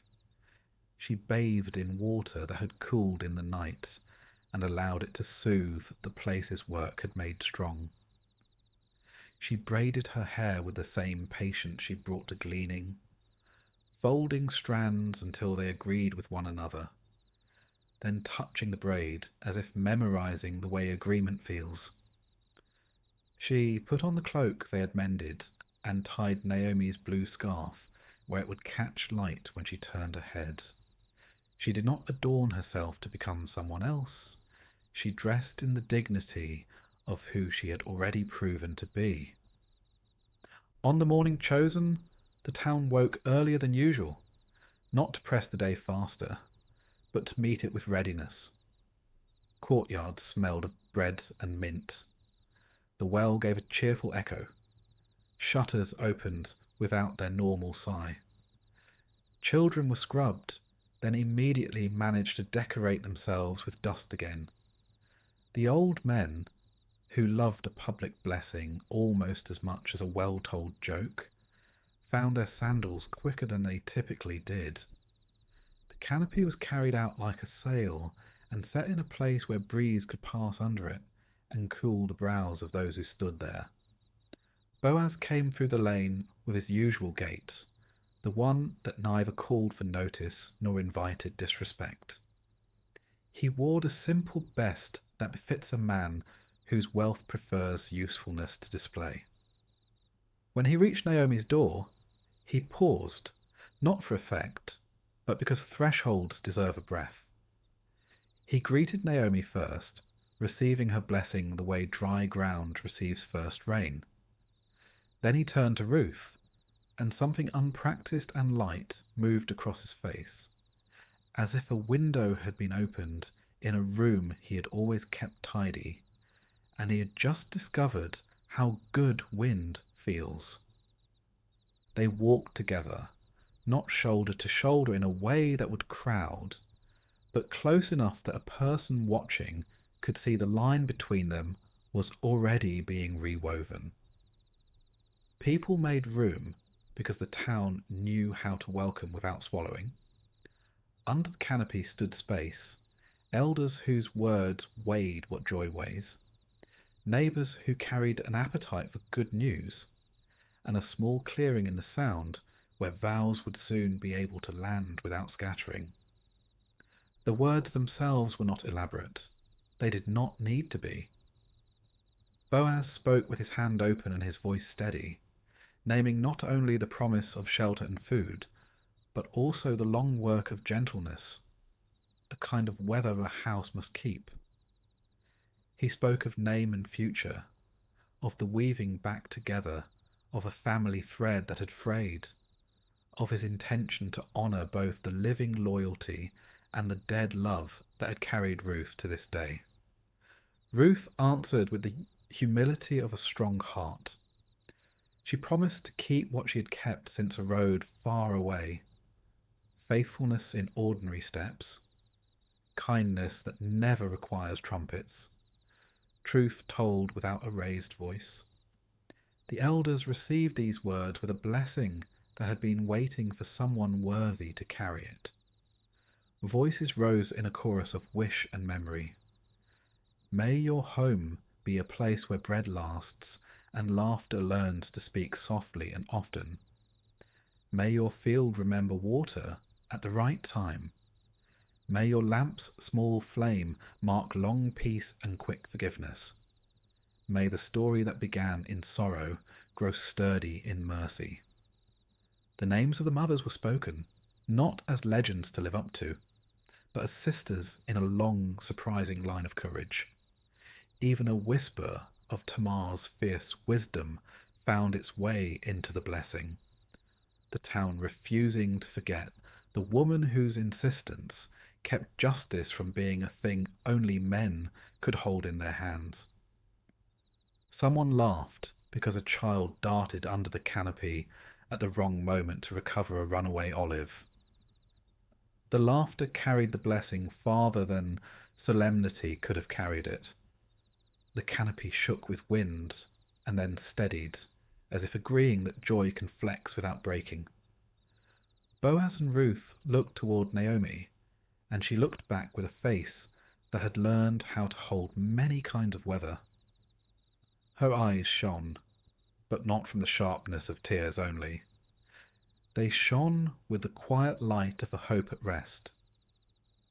After the vows, the town did what towns do best when given the chance. It fed everyone. Bowls moved like planets kept in orbit by gratitude.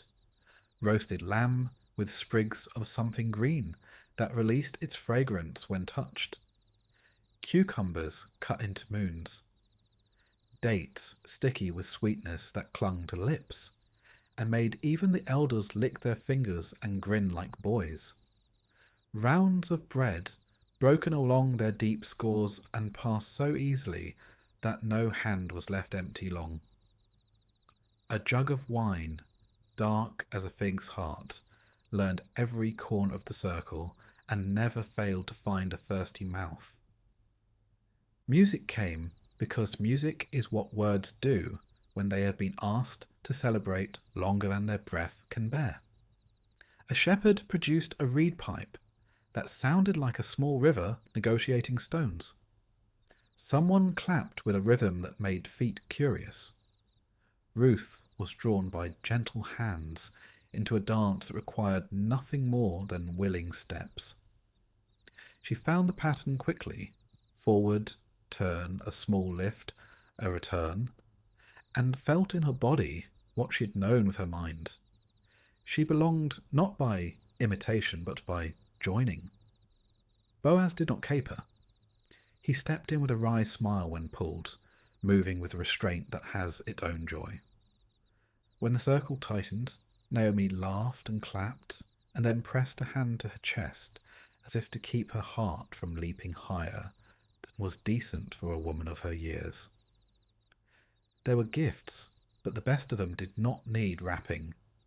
A neighbour promised that her oven's heat would never be refused to their bread. The potter set aside a stout jar.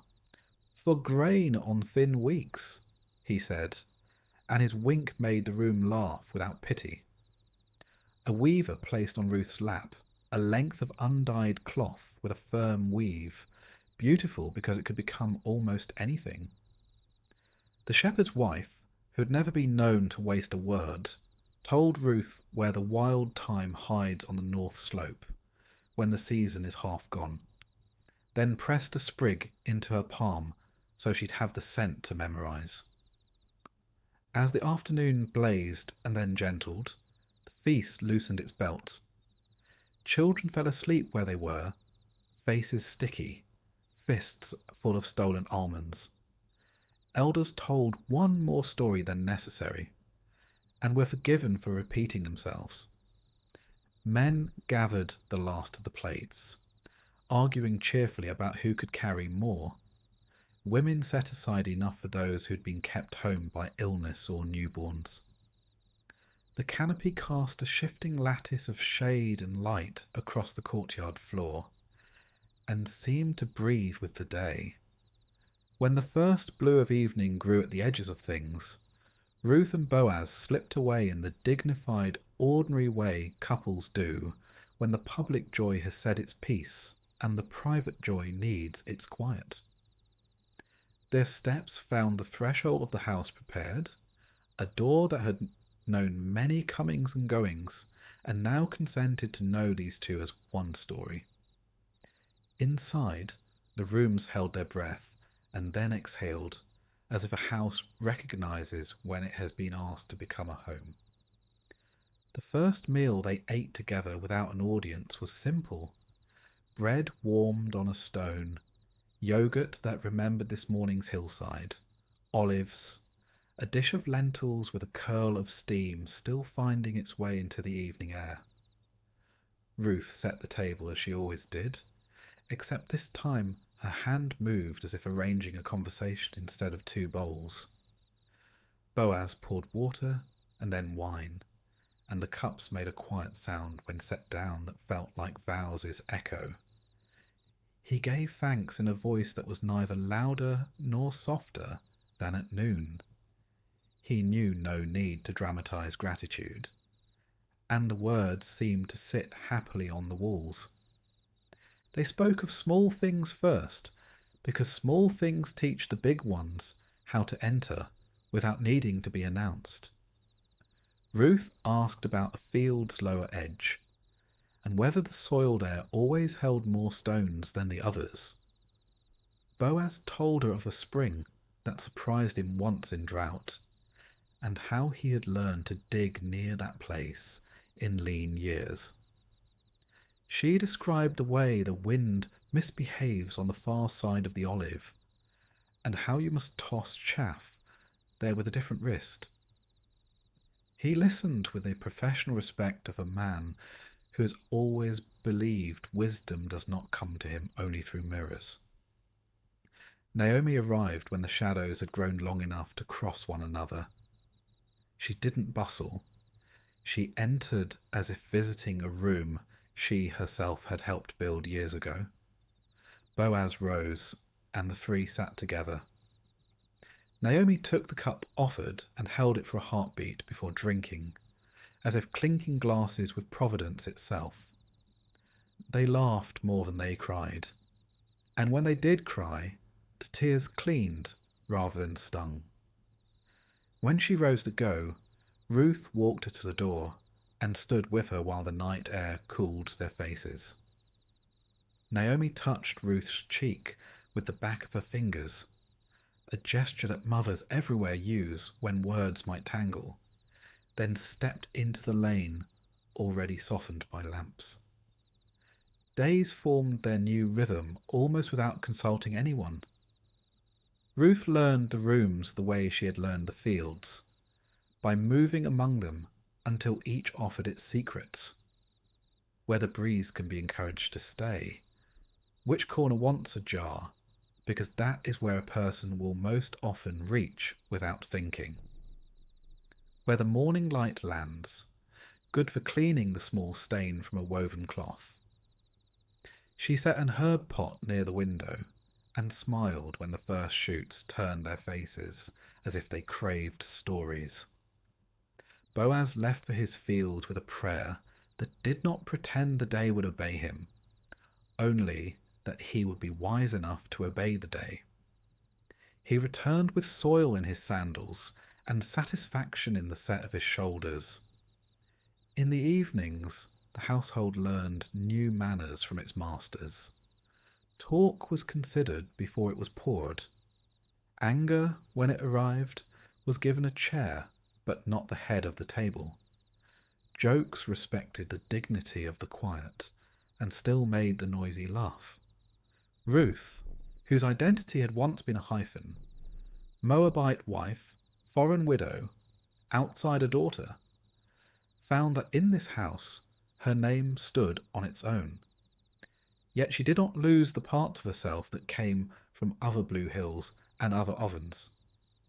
She made a dish Naomi had taught her, but with a handful of spice she had loved as a girl, and the table said yes to both countries at once.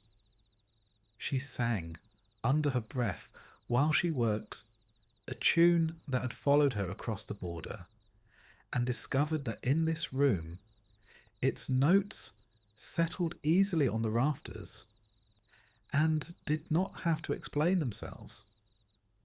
Neighbours visited without peering. They came with baskets of practical things, a coil of new cord, a small jar of honey sealed with wax, a handful of barley seed saved for luck even though the season had turned. They left with their shoulders lower than when they came, because being in the presence of a kept promise is restful. The elders stopped by once more, less as officials, more as uncles, to make certain that the blessing they had spoken did not bounce off the threshold, but found places to sit. It had. They smiled, exchanged a proverb or two with Boaz, complimented Ruth's bread, as if they had not been praising bread all their lives, and went on, satisfied. Some nights the three of them, Ruth, Boaz, Naomi, sat under the small canopy that had been moved to the courtyard, its mended corner now just decoration. They counted stars the way people count kindness, not because they need an exact number, but because the counting itself is joy. Naomi told stories with the clean edges of a woman who has learned not to gild her grief, yet also not to apologize for her gladness. Boaz answered with the history of a field's stubborn places and how patience, like water, finds a way through stone. Ruth wove the two into a new fabric with simple sentences about how the day had tasted and how a neighbour's child had fallen asleep on her lap and drooled, and how even the mess of it felt like an anointing. On one of those evenings, a breeze lifted the corner of Ruth's scarf. She touched it down again and felt the old blue against her neck, Naomi's blue, now hers. She glanced at Boaz, and in his eyes she saw not a rescuer's pride, but a companion's relief. The look of a man who had long believed that goodness was a task, and had discovered that sometimes it's also a gift returned. She reached for his hand without ceremony, and he gave it, and they sat that way until the lamp began to lean. The town slept without suspicion. Dogs arranged themselves on thresholds. The moon walked its appointed path, uninterested in haste. The house settled, wood answering wood with small, contented clicks. If you could have listened closely enough, you might have heard the sound a future makes when it shifts from perhaps to almost, the softest stirring, like a grain knocking inside a jar that has been filled to a new line. Ruth folded the day and set it beside the others, a stack now thick enough to deserve the name Life. In the quiet, the vows they had spoken continued to work, invisible and tireless, like roots braiding themselves deeper into soil softened by rain. The year turned like a gentle wheel.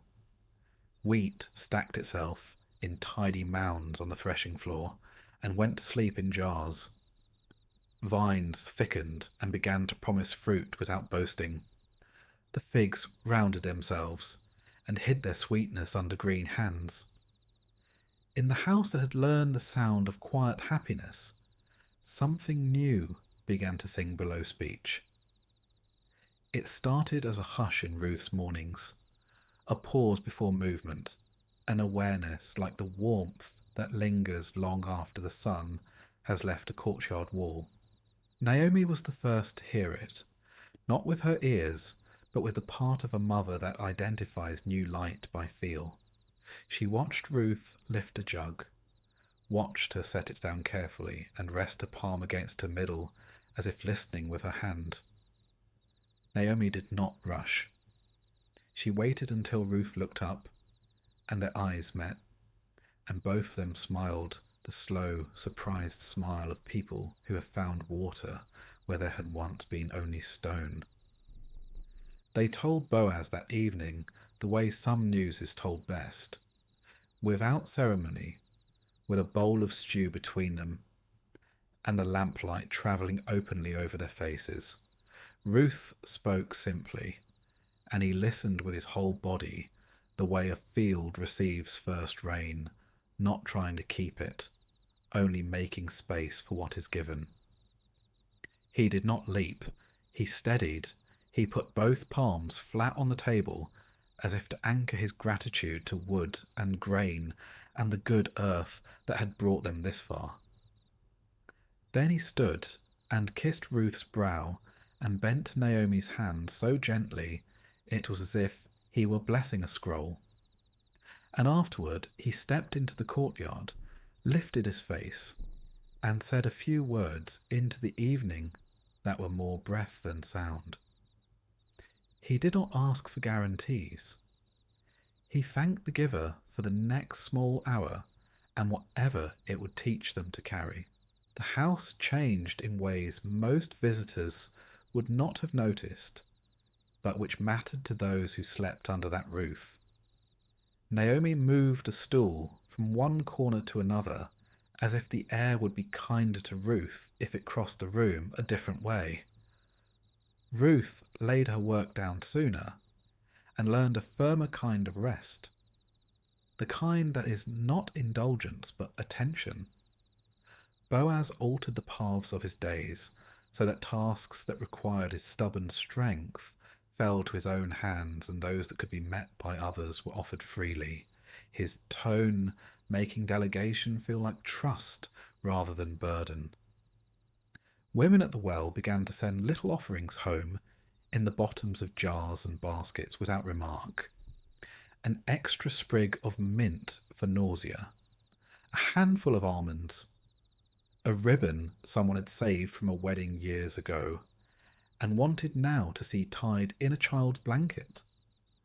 The midwife, grey-braided and crisp-eyed, drifted by one afternoon on an errand that could have been to any house, and somehow found herself sitting long enough to count Ruth's breaths and the beats beneath her fingers, satisfied that this new song kept time.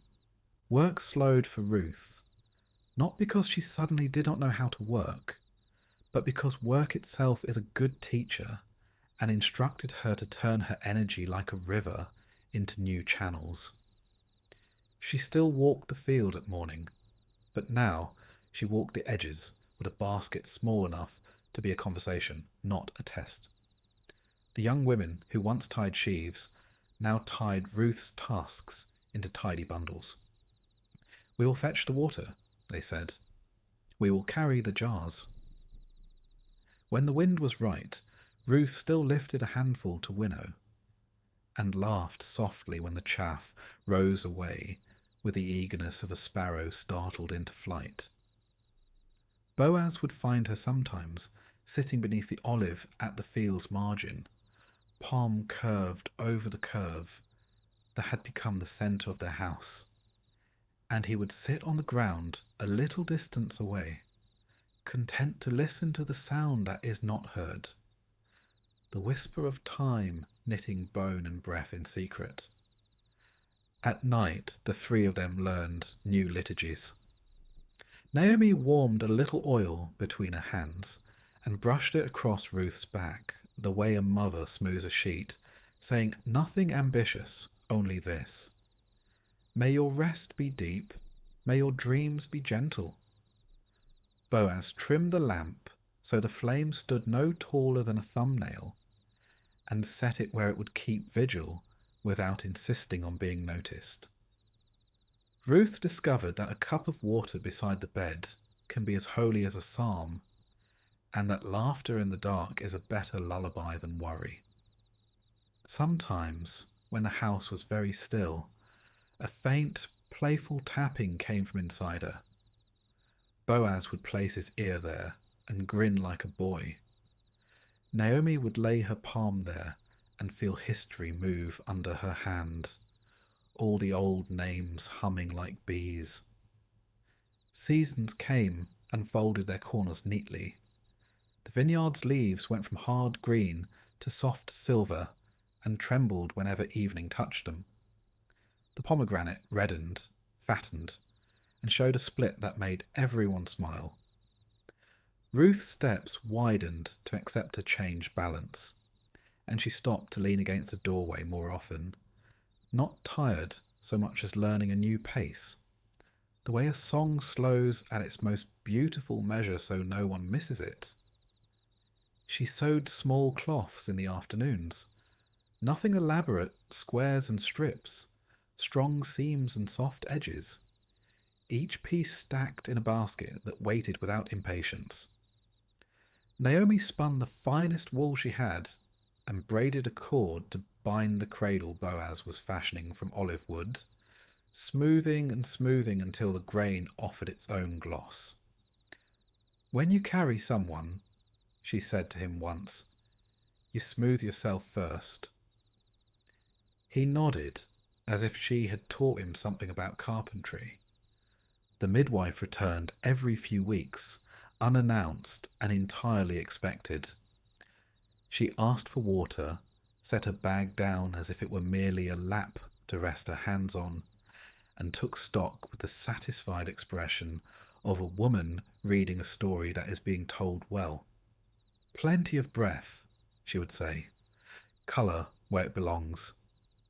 She taught them small crafts: how to steep fennel to quiet a rebellious stomachs, how to sit when sitting is a task, how to welcome pain when pain is only the doorway and not the house. Make friends with the work, she told Ruth. It is the better part of mercy. One evening, when the figs were as sweet as they would ever be, and the heat of the day finally loosened its hold on the lintel, the first pains began. They did not shout. They tapped at the door and waited to be invited in. Ruth told Naomi, and Naomi told Boaz, with a look that contained both a welcome and a warning. A boundary had been crossed into the women's room, and men know to honour such borders with faithful distance. Boaz lit an extra lamp in the courtyard and set water to warm.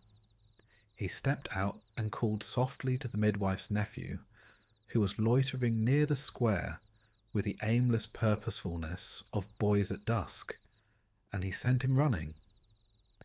Then Boaz came back and sat where he could hear without intruding, his hands open on his knees, as if he were ready to receive whatever silence or sound the night would make. Inside, the room became a place of work and worship. The midwife arrived with the focused kindness of a woman who has learned to look the sea in the eye and smile. She placed a hand on Ruth's shoulder, and the whole house exhaled. The neighbour who had once brought bread wrapped in fig leaves now came with extra cloths. Another brought her own steady voice, which had calmed many children through fevers and fears. Naomi moved like a quiet river between them all, lifting, cooling, supporting, pausing to press a kiss into Ruth's hair at just the right moment, her lips saying what her words did not need to say. I am here. I remember. You are not alone. The pains gathered themselves into a rhythm, strong and honest. Ruth learned to ride them the way a person rides a small boat. Knees soft, hands relaxed, eyes on a point that does not move. She breathed as she had been taught. She listened when the midwife told her to rest. She obeyed her own body when it told her the time had come to bear down into the earth that had always been a good partner to her feet. Boaz outside lifted his head at one point, as if a new kind of wind had touched the courtyard. Naomi inside lifted her chin, recognizing the swell and the sound. This is the work, she thought, joy harnessed to strength and willing to be tired.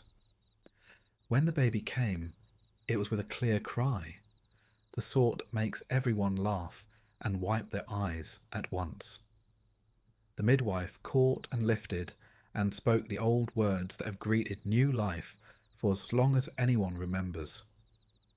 Ruth reached, trembling not with fear now, and the child was laid skin to skin, heat meeting heat, breath finding breath, a perfect fit that needed no introduction.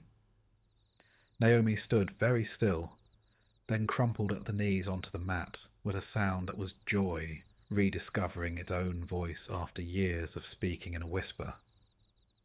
Look, she said, but she was speaking to the past as much as to the room. Look.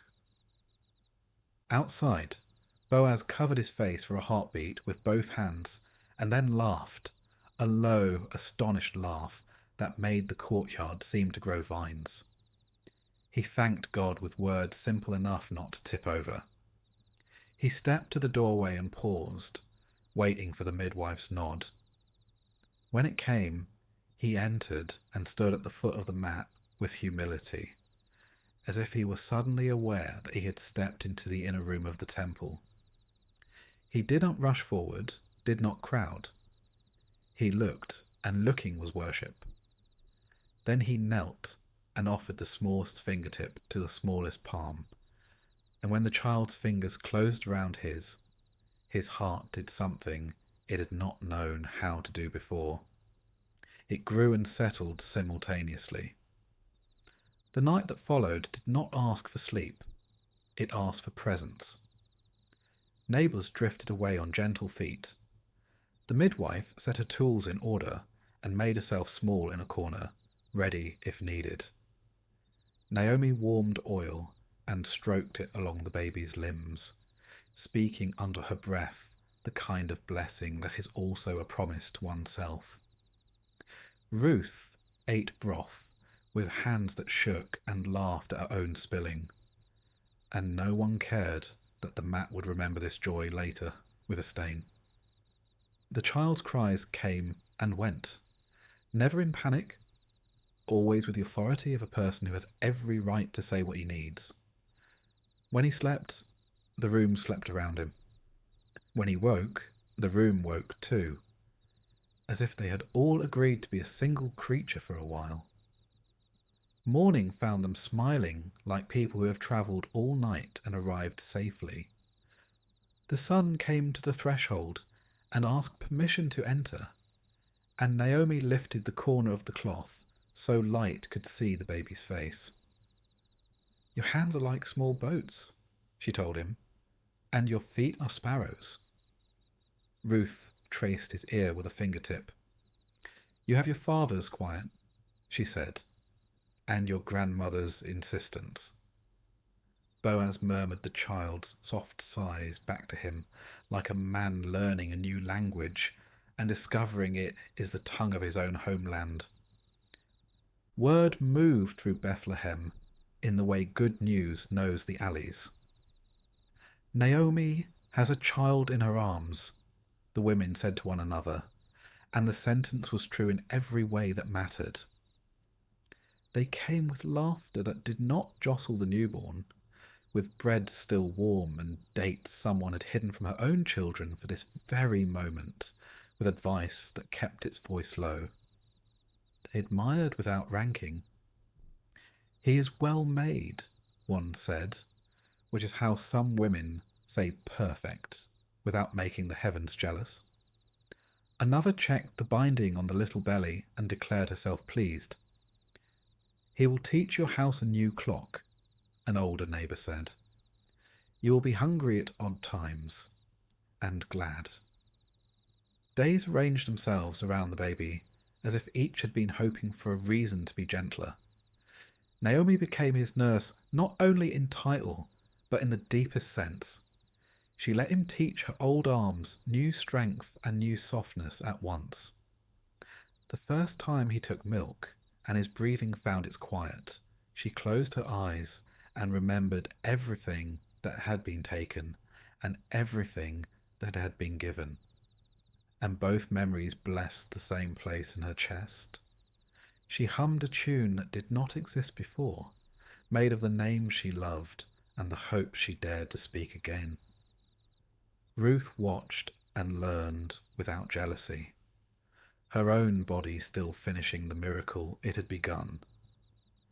She slept when Naomi said sleep, and woke when the child asked, and grew into the shape of a mother by doing the small right thing over and over until it felt like a second nature laid tenderly over the first. On the 8th day, when the time came for the little ceremony that ties a life to a people with a mark and a name, the courtyard filled with a gentle hum. Boaz stood with the careful pride of a man who knows that tenderness is a strength requiring witness. The elders came, not for spectacle, but to speak words that hold a roof steady. The act itself was done quickly and cleanly, surrounded by prayers so ancient they sounded new, the child's protest brief and forgiven at once by honey on a fingertip and the familiar crook of Naomi's elbow. When the question of the name was raised, voices offered suggestions with more affection and urgency, and then the right word came as if it had been waiting behind the door. Obed, servant, worshipper. A name that means a life turned toward giving, a life bent gladly into song. They spoke it in turns, tasting it. "Obed," Naomi said, and the lines of her face softened as if the name itself were balm. "Obed," Ruth repeated, and her voice put roots under it.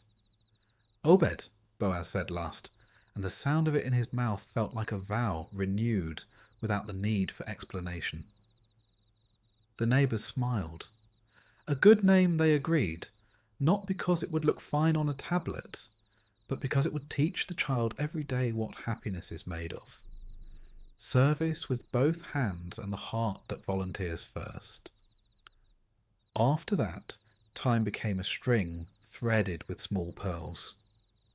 Obed's first laugh surprised them as if someone had brought a candle into a cave. His first tears taught them again how quickly comfort can be offered and received when a house has decided to make it easy for Mercy to move. His first nap in the sunlight under the canopy made Naomi roll the edge of her scarf in her fingers and remember a different canopy long ago, and the vows it had sheltered. Boaz discovered that carrying a baby reorders a man's walk. He slowed without feeling slowed, and strong things in him grew more patient, because there was a weight on his shoulder that was both fragile and indomitable. Ruth learned her son's different cries the way she had learned the wind, by attention. She also learned to set him down and laugh with the other women while he lay blinking at the rafters, as if counting their beams to be sure the house could bear what his life would add to it. Visitors came with errands they could have done themselves, and Naomi let them do them for her, understanding that people need to bring their hands to joy so their hearts can believe it belongs to them too. A neighbour's girl, awkward, dear, at the edge of becoming a woman, held Obed for 10 breaths and then announced shyly that he had changed her mind about babies. A boy who had sworn never to care for anything that could not fetch a stick found himself standing guard by the mat, glowering at imagined dangers, and then sneaking kisses onto the child's forehead when he thought no one watched. The midwife, passing one afternoon on her way to another beginning, paused and pressed 2 fingers to Obed's chest, satisfied with the drum within. "He keeps good time," she said. "May he never forget the giver of it." There were hard moments because life keeps its balance, even in a house that has been astonished by kindness. A fever came one night, uninvited, and then left as if embarrassed. Ruth cried once without knowing why, and then knew. And Naomi held her until they both laughed at the way tears and laughter can sit in the same chair. Boaz came home one afternoon with his jaw tight, because a day in the field had been a day of thorns. He washed his hands longer than necessary, and then lifted his son, and the thorns remembered who they were, and set down their weapons. As the months unfolded, the child's gaze began to fasten on faces with purpose.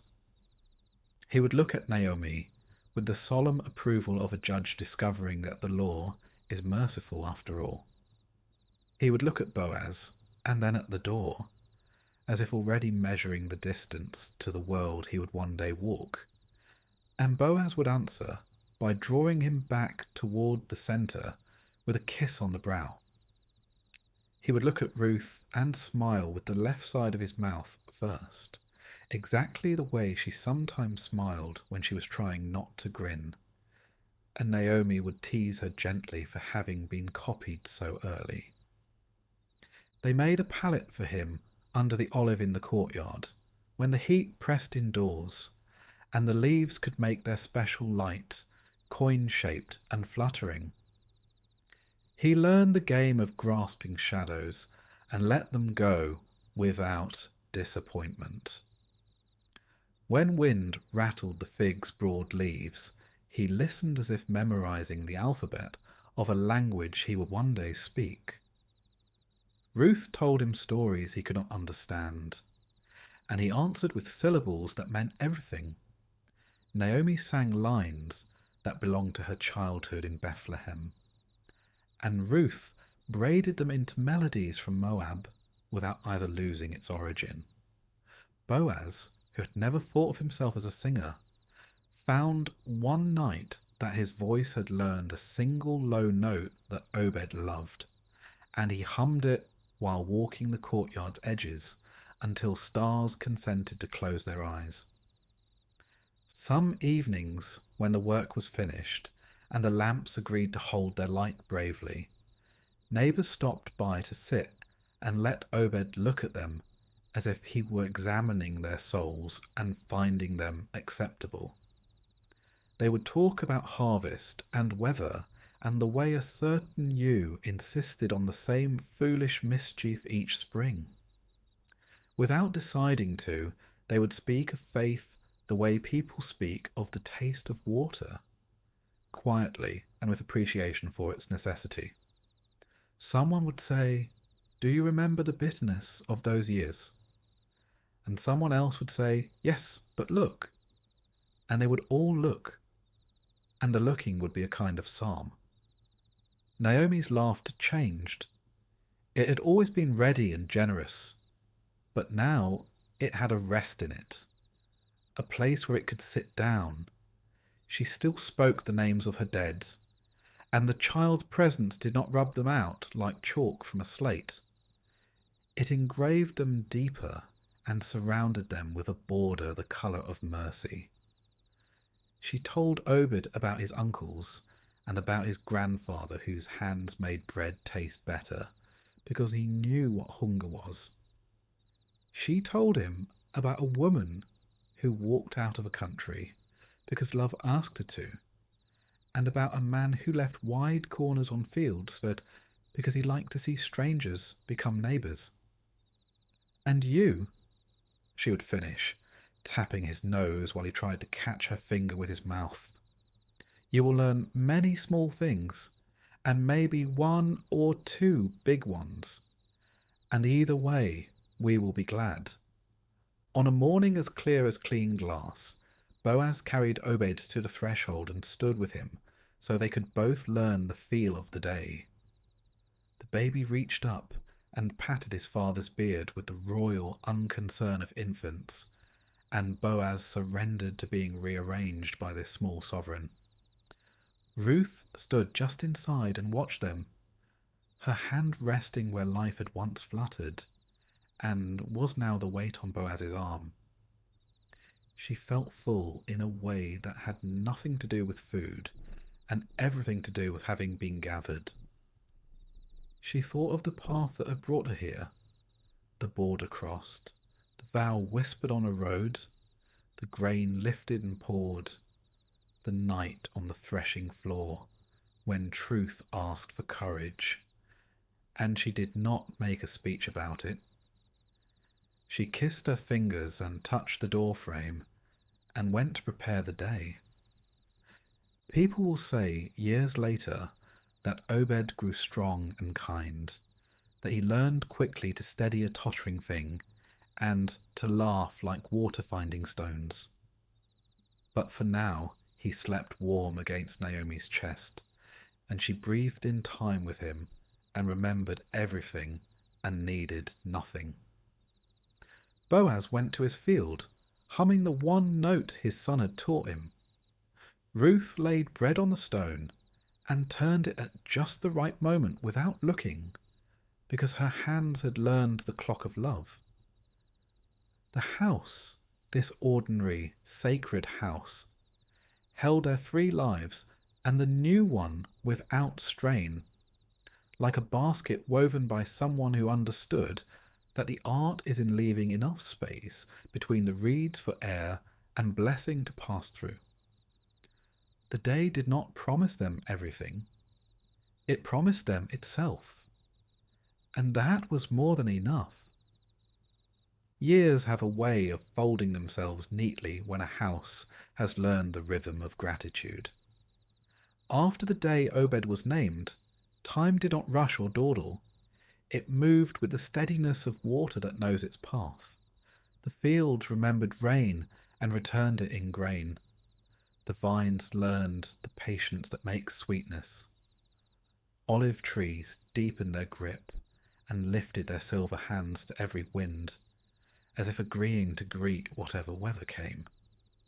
In that quiet constancy, a family grew. Obed's first steps were a ceremony no one planned. He stood by the cedar table, fingers spread like a scribe measuring a margin, and then let go, walked the 2 impossible paces to Naomi, and collapsed into the cushion of her laughter. After that, he learned the courtyard stones by heart, tested every shadow for friendliness, and found that the world is generous to those who approach it with open palms. Ruth let him fall just enough to learn, and never enough to be harmed. Boaz followed half a pace behind, not hovering, but present in the way a field is present to a seed. Quiet, ready, sure. He grew into a boy who liked to help even before he was asked. If a jar needed steadying while water was poured, his hand discovered the exact place to rest. If a guest reached for bread, his own fingers found the platter and moved it the necessary inch. He tried on tools the way other children try on capes. A reed flute held no interest. A small broom did. When the midwife passed in the lane, Obed stepped aside as if making a path for the person who had brought him to his first door.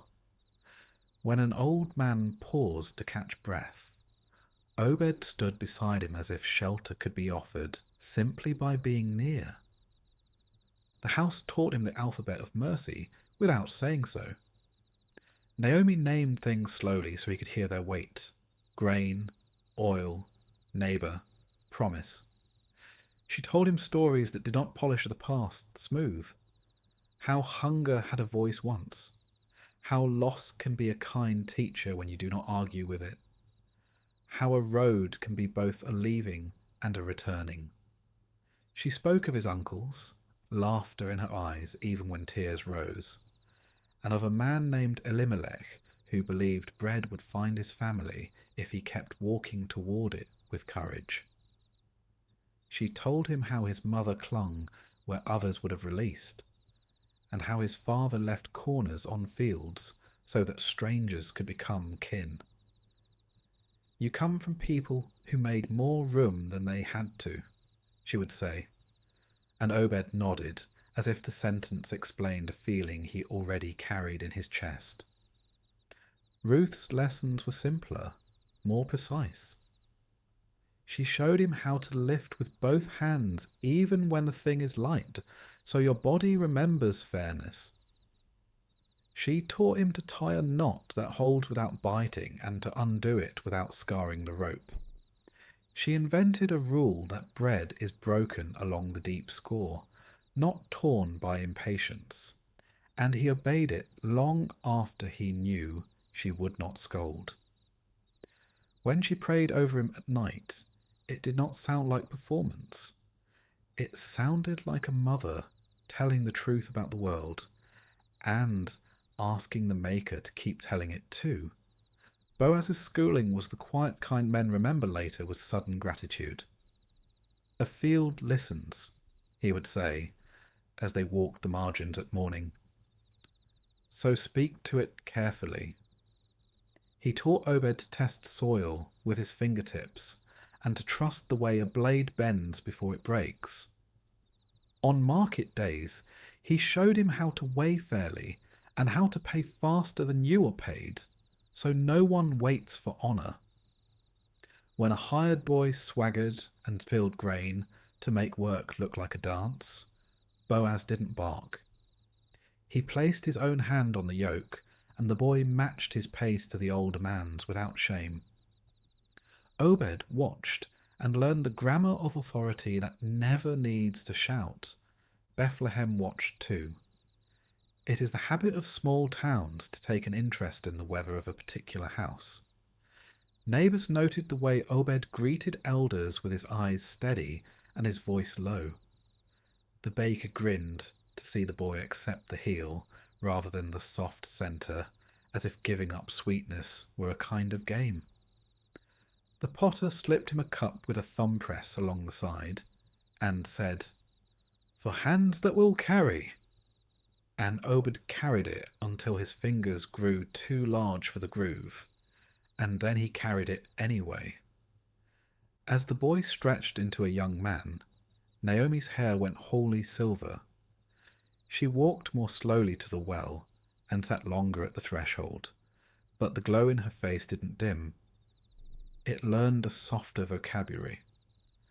She found that the same blessings she had spoken into a newborn ear could be spoken over a harvest, a wedding, a neighbour's sigh, a jar of oil that lasted longer than sense allowed. Some mornings her bones argued with the day. Then Ruth would set a cup at her elbow and smooth the mat, and the house would rebalance itself without anyone feeling the adjustments as sacrifice. There came a night when Naomi slept more deeply than usual, her breath even as a psalm, and in the morning she woke to the same room but with a newer gratitude, as if the boundary between this world and the next had drawn close and then gently retreated for her sake. When at last the boundary did not retreat, when her eyes closed on a name she loved and didn't open again, she left behind a room already arranged for peace. They mourned her as grateful people mourn, with tears that washed, with stories that stood unembarrassed in the doorway, with bread broken for neighbours who carried their own griefs in and set them down beside Ruth's and Boaz's until all the sorrows felt related and less dangerous. Time picked up the thread and kept weaving. Obed learned to love a woman whose laughter was quick and whose patience ran deep. Their vows were spoken without spectacle and remembered every day after by the small, stubborn courtesy that keeps a marriage from grinding. The house expanded by one doorway and then by the shape of a cradle. When a child came and the name Jesse was placed on his tongue, like the first taste of a sweet, he would spend his life savouring the rooms received him as if they had always been a little too quiet and did not know it. Ruth became a grandmother in the way that makes a woman both gentler and braver. Boaz's eyes, already kind, learned a new brightness that moved like sunlight along water.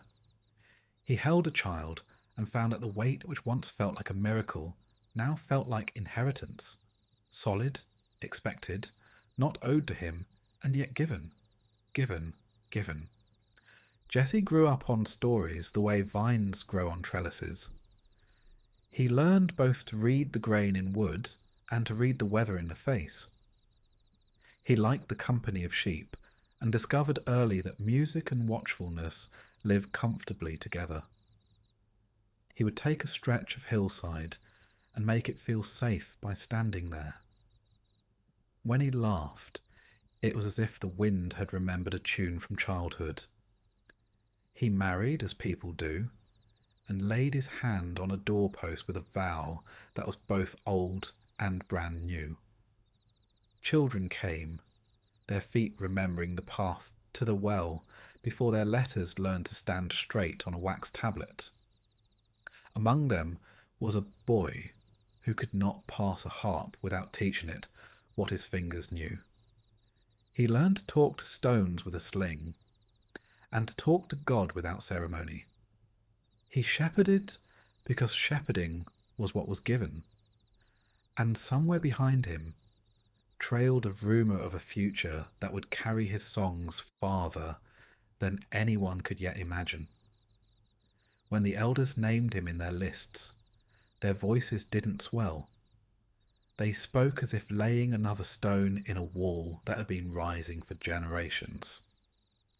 In the evenings, Ruth would sit in the courtyard, Jesse at her feet, Obed by the door, Boaz within reach of any question.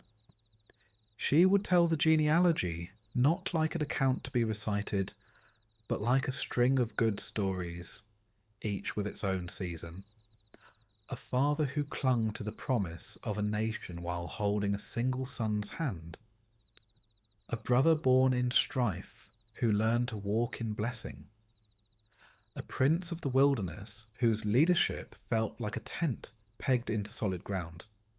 Names rolled out: Perez and Hezron, Ram and Aminadab, Nashon, who learned to step first into water that had not yet moved, Salmon, who carried courage as if it were a normal tool, until she came to the ones the children knew best, the ones whose sandals sat by their own door. Salmon fathered Boaz, Boaz fathered Obed, Obed fathered Jesse. And then she would pause and look toward a horizon no one else could see, and there her voice would soften, and her eyes would smile as if at a secret shared by the faithful and the future. Jesse would one day place his hand on the head of a son and bless not only a boy but a kingdom of songs. The town honoured the telling. At the gate, when disputes were settled and a late breeze cooled the backs of those who had sat in judgment, someone would speak the chain again, as a way of reminding the community that law lives best inside remembrance. The children memorized the lines not to pass a test, but because they liked the way the syllables felt when they ran together like a string of beads. Traders carried the names to other towns. A jar of oil sold in Hebron might be paid for with a proverb from Bethlehem, and the buyer would answer with the last three names in the line and grin, and both would feel steadier for the exchange. Seasons kept counting. Harvests did what harvests do. Some generous without asking, some stubborn, all of them honest. The threshing floors sang their brief liturgy each year. The well-reflected voices that grew older without losing their curiosity. A generation learned the taste of neighbourliness because a Moabite woman had once refused to allow grief to write the last line, and because a man had believed that covering someone else is the best way to find yourself covered. The law's edges held, corners left standing, wages placed in open hands, witnesses called before decisions swallowed anyone. Children played on the stubble after harvest and pretended they were elders, lifting sandals and exchanging them with solemn delight. Their game a small rehearsal for a future that would require their fairness. There were battles in the land, skirmishes that spat dust and fear, and there were years when the rain curled past as if insulted. In those times, Ruth's house, Obed's house, Jesse's house, quieted themselves and practiced the disciplines that had saved them before. They counted what they had, shared until the sharing itself felt like a prayer, and refused to speak bitterly about God in the hearing of the young. When joy returned, they did not tell the young it would never leave again. They told them it had left once and found its way home, and that a house can be constructed, so mercy knows the address. As Obed aged, he came to look like a man the land had invented. Lines at the eyes from watching for weather and people, strong hands nicked and mended, shoulders that stooped not from defeat, but from learning the humility of listening. He never ceased being surprised by goodness. Even the taste of an ordinary fig could make him pause and close his eyes in thanksgiving. When Jesse asked for counsel, Obed did not make the younger man feel small. He made him feel necessary. A field is always glad for a new hand, he would say. Let yours be steady. Ruth's later years were a harvest of a different sort. She found she could bless without effort, as if kindness flowed more easily now that her muscles were no longer demanded for the heavy tasks. Her voice dropped the last of its caution and kept its gentleness. She sang less and listened more, but when she did sing, those around her straightened, as if remembering how their own spines were meant to align. She became a landmark in the lane. people would give directions by her door.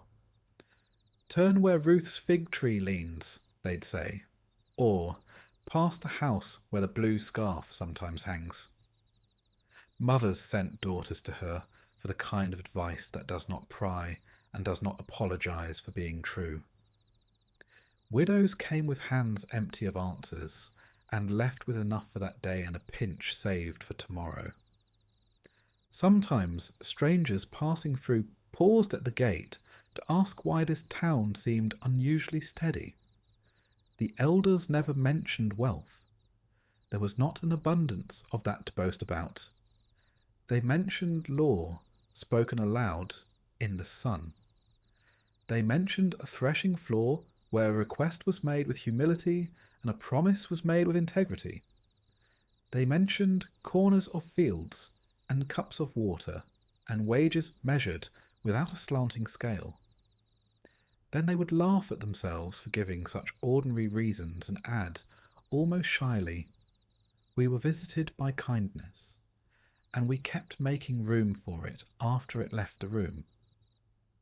By this they meant that kindness had lodged in people's habits, which is the only lodging worth having. On certain nights, when the sky wore its deepest blue, and a stillness gathered that made every breath sound like part of a single, patient choir, Ruth would stand in the doorway and let her memory walk. She would see a road in Moab and a speech on a border, a first day in a field and a man whose voice put shade where none had been, a night on a threshing floor when the truth was asked and given, a morning at a gate where witnesses said yes to what was right, a table where bread became the taste of promise, a birth that folded Naomi's grief into gladness and taught Boaz a new humility, a boy who became a man, who became a father, whose sons would become the music of a nation. She did not tell the sky what to do with these pictures. She let them pass over her like a procession she had been invited to attend. If anyone asked how such small obediences could carry such weight, Ruth would shrug a little and smile. "The small obediences are the only ones given to us," she might say, "and they do not stay small, the way seed does not stay seed." If anyone pressed her to say whether she had known, on that road, in that field, at that threshing floor, what would come of her choosing, she would shake her head. "I only knew who to love and where to stand," she would answer, "and I asked God to make that enough." It has been beyond counting. The storytellers began to include her in their long arcs, not at the edges but near the heart. They spoke her name in the same breath as the matriarchs, whose tents had been schools of courage. They pointed to Bethlehem's hills and said that from fields like these, kings would one day be called from watching sheep to shepherding people. They said a child in Jesse's house would find his hand always reaching for a harp, and his sight always rising toward a horizon crowded with promises. And farther still, so far that even the oldest elder lowered his voice to speak it. They said a light would come along this very road, a child who would teach the whole earth how mercy sounds when it learns to speak in a human voice. They did not argue about timing. They tended their lamps and looked at their children and trusted the one who counts stars without forgetting harvests. The genealogy remained on people's tongues as if it were a psalm stitched into the fabric of daily talk. They would say it when a child was born, and when a field was cleared of stones, and when a dispute ended with hands clasped instead of fists raised. They would say, "From Perez came Hezron, from Hezron Ram, from Ram Amminadab, from Amminadab Nahshon, from Nahshon Salmon, from Salmon Boaz, from Boaz Obed, from Obed Jesse. From Jesse would come the one whose songs would teach a nation how to cry and how to hope." The list was not magic. It was memory shaped into gratitude. When Ruth's steps shortened and her hands cooled, she left the rest of the telling to the ones whose feet could still run. She lay with her face toward the window, where morning made its old promise each day without needing to say it out loud. Boaz sat nearby, fingers tracing absent circles on the edge of the table he had scrubbed 1,000 times. And Obed's shadow came and went in the doorway, and Jesse's children hushed themselves without being told to. In that hush, she gave thanks for every kernel she had ever gathered, for every roof that had covered her, for every wise delay and every kindly haste, for every name that had stood beside hers like a tree in wind. And when her breath reached the right number and stopped, as every breath must, she left behind a town that had learned how to keep telling the story with its life. Years after, travellers would still pause on the ridge before Bethlehem and feel something in the air that was not only the smell of bread. They would come into the square and notice the way the elders leaned toward the truth, as if it were a well they had drawn from together and were eager to draw from again. They would see little boys practicing with slings and little girls carrying jars on their hips, as if they had always been ready to help. They would ask, "What happened here?" And someone would point to a house where a fig tree leaned and say, "Once, a stranger refused to be only a stranger, and a man made room, and mercy found a home. The rest is seed becoming harvest." Then they would offer the names like a cup of water, and the travellers would drink and be strengthened for whatever their road required. And so the story settled, not as a stone settles, heavy and finished, but as a tree settles, rooting, widening, throwing shade over ground it did not own, and fruit into hands it did not know.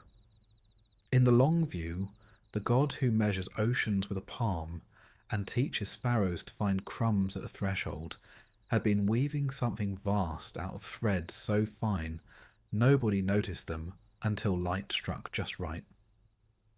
A gleaner's patient back, a landowner's careful voice, an old woman's laughter found again, a baby's fist clutching a man's finger. These were the tools. Bethlehem's lanes held the proof. Anyone with eyes could see it.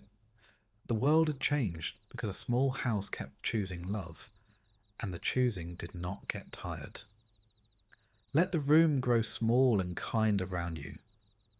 Let the walls tuck themselves a little closer, not to crowd, but to keep. The floor knows your weight and does not complain.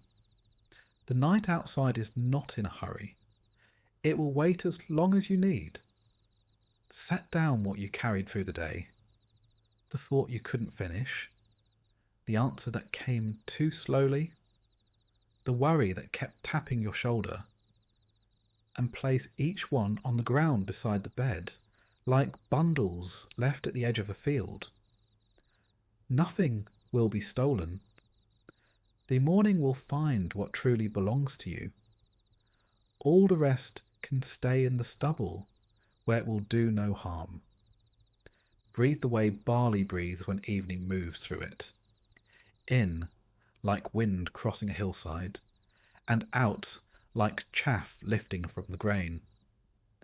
Imagine the quernstone turning, slow and even, circle upon patient circle, grinding the sharpness of hours into something warm and useful.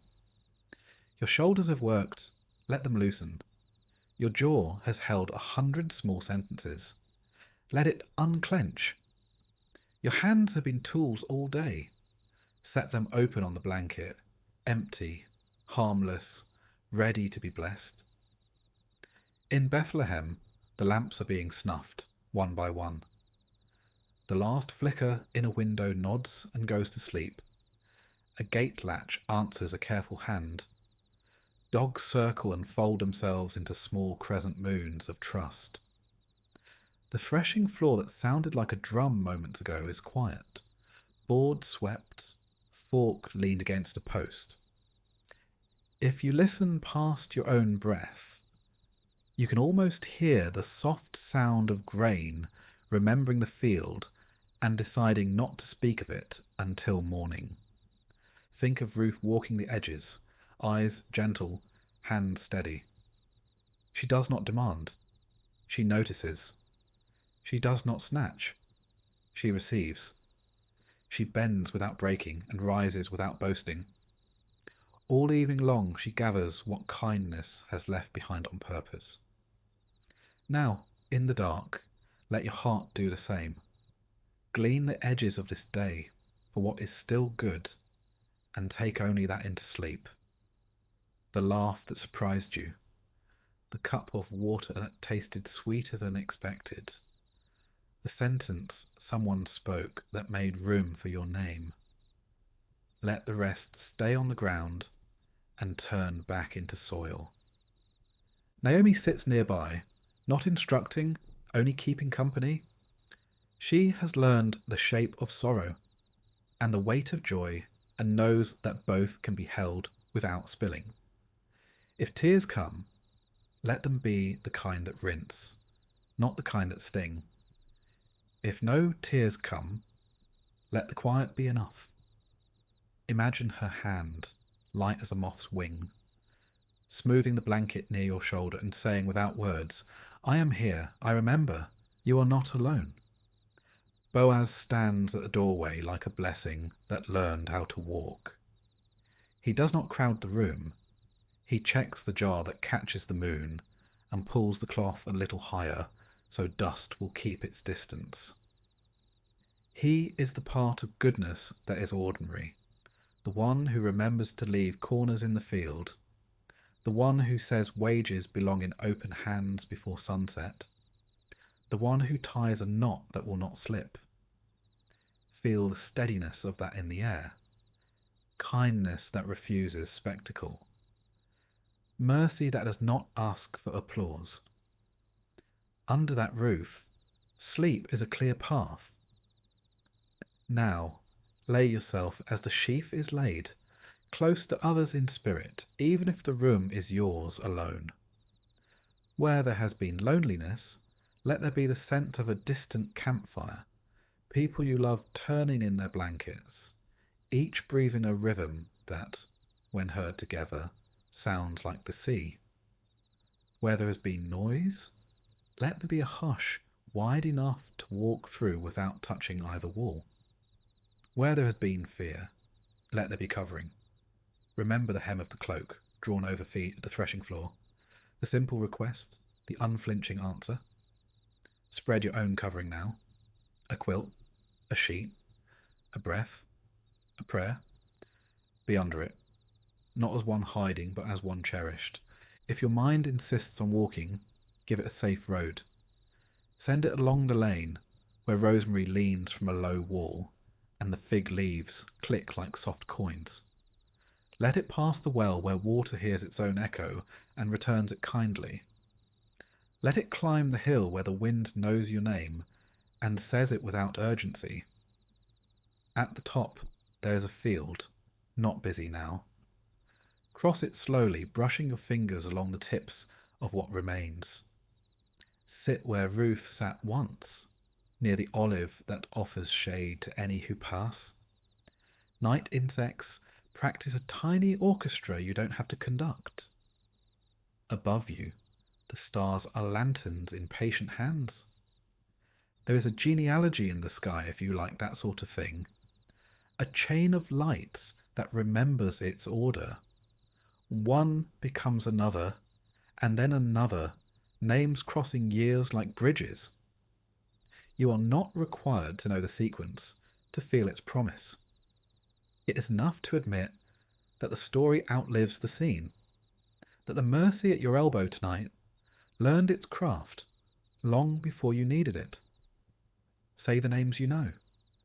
The neighbour who mended your day with a text, the child who slipped a crumb of laughter under your door, the ancestor whose courage you carry without even meaning to. Let their syllables be smooth stones in your palm, warmed by remembering. Lay your burdens in a circle, as if making a small threshing floor of the mind. One is worry about tomorrow's work. One is a face you could not read.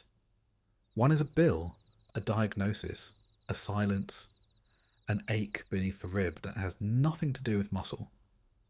Set them down, each, and step back.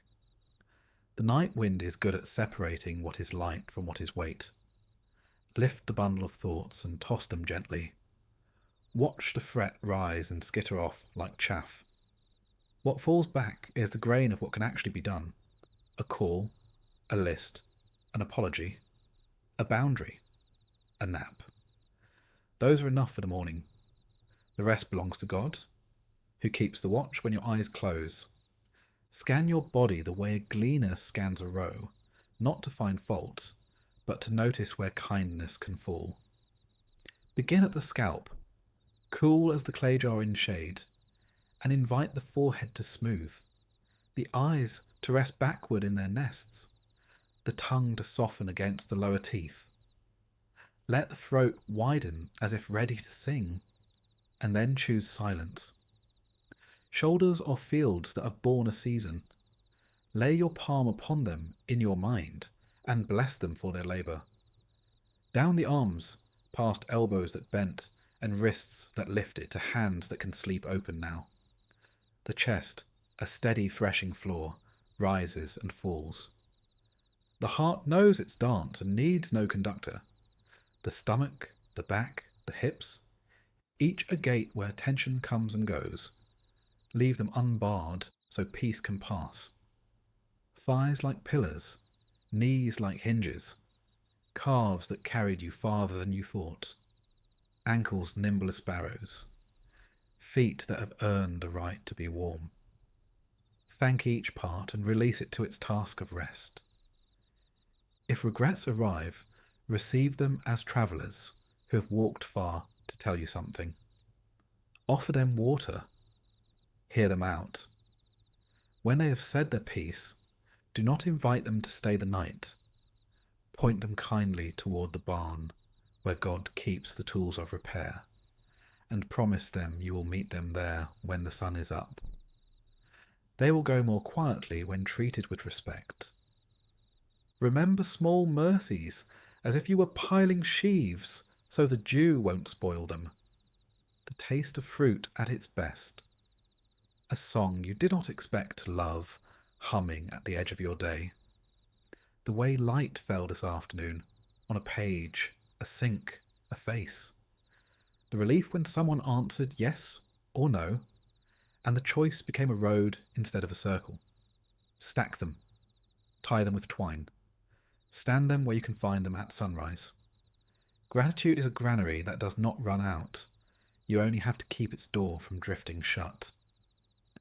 For those who listen from cities where the night glows at the edges, may the hum become lullaby and the neon learn humility.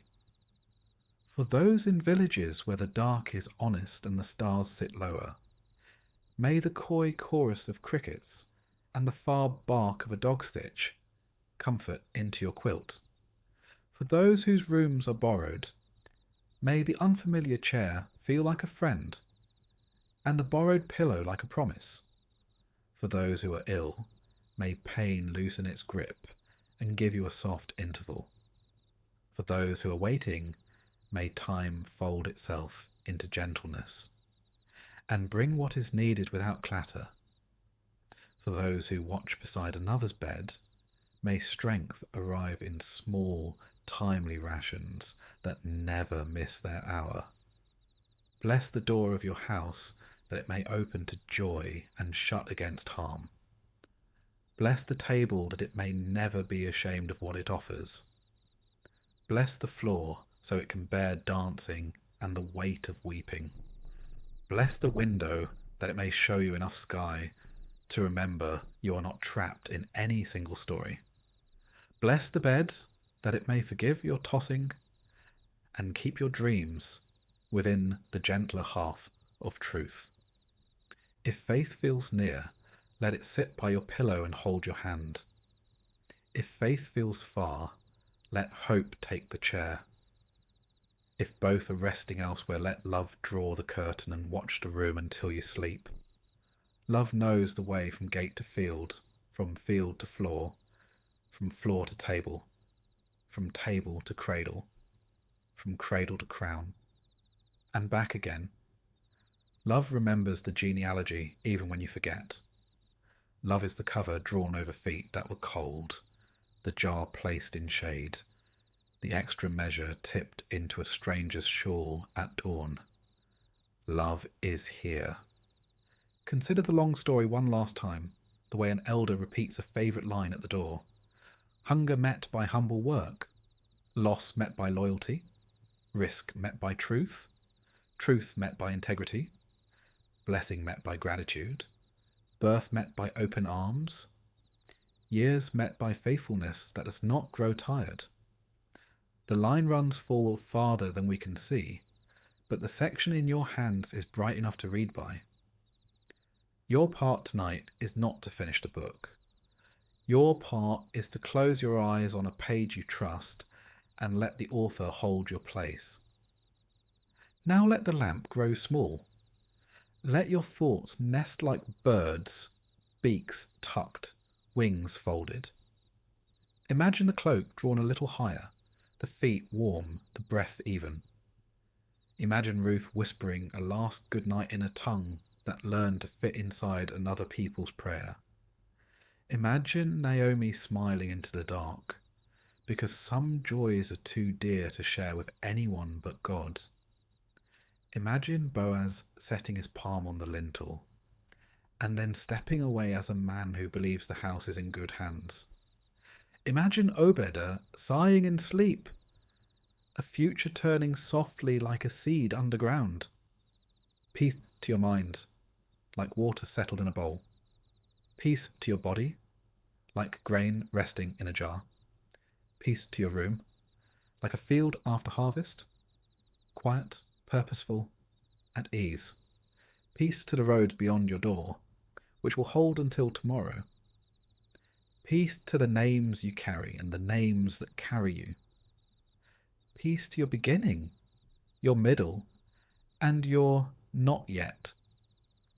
Close your eyes. Let the night keep its watch. The one who neither slumbers nor sleeps is already awake, already kind, already nearer than breath. You are covered, you are kept, you are beloved. Rest now and let morning find you like a blessing returned.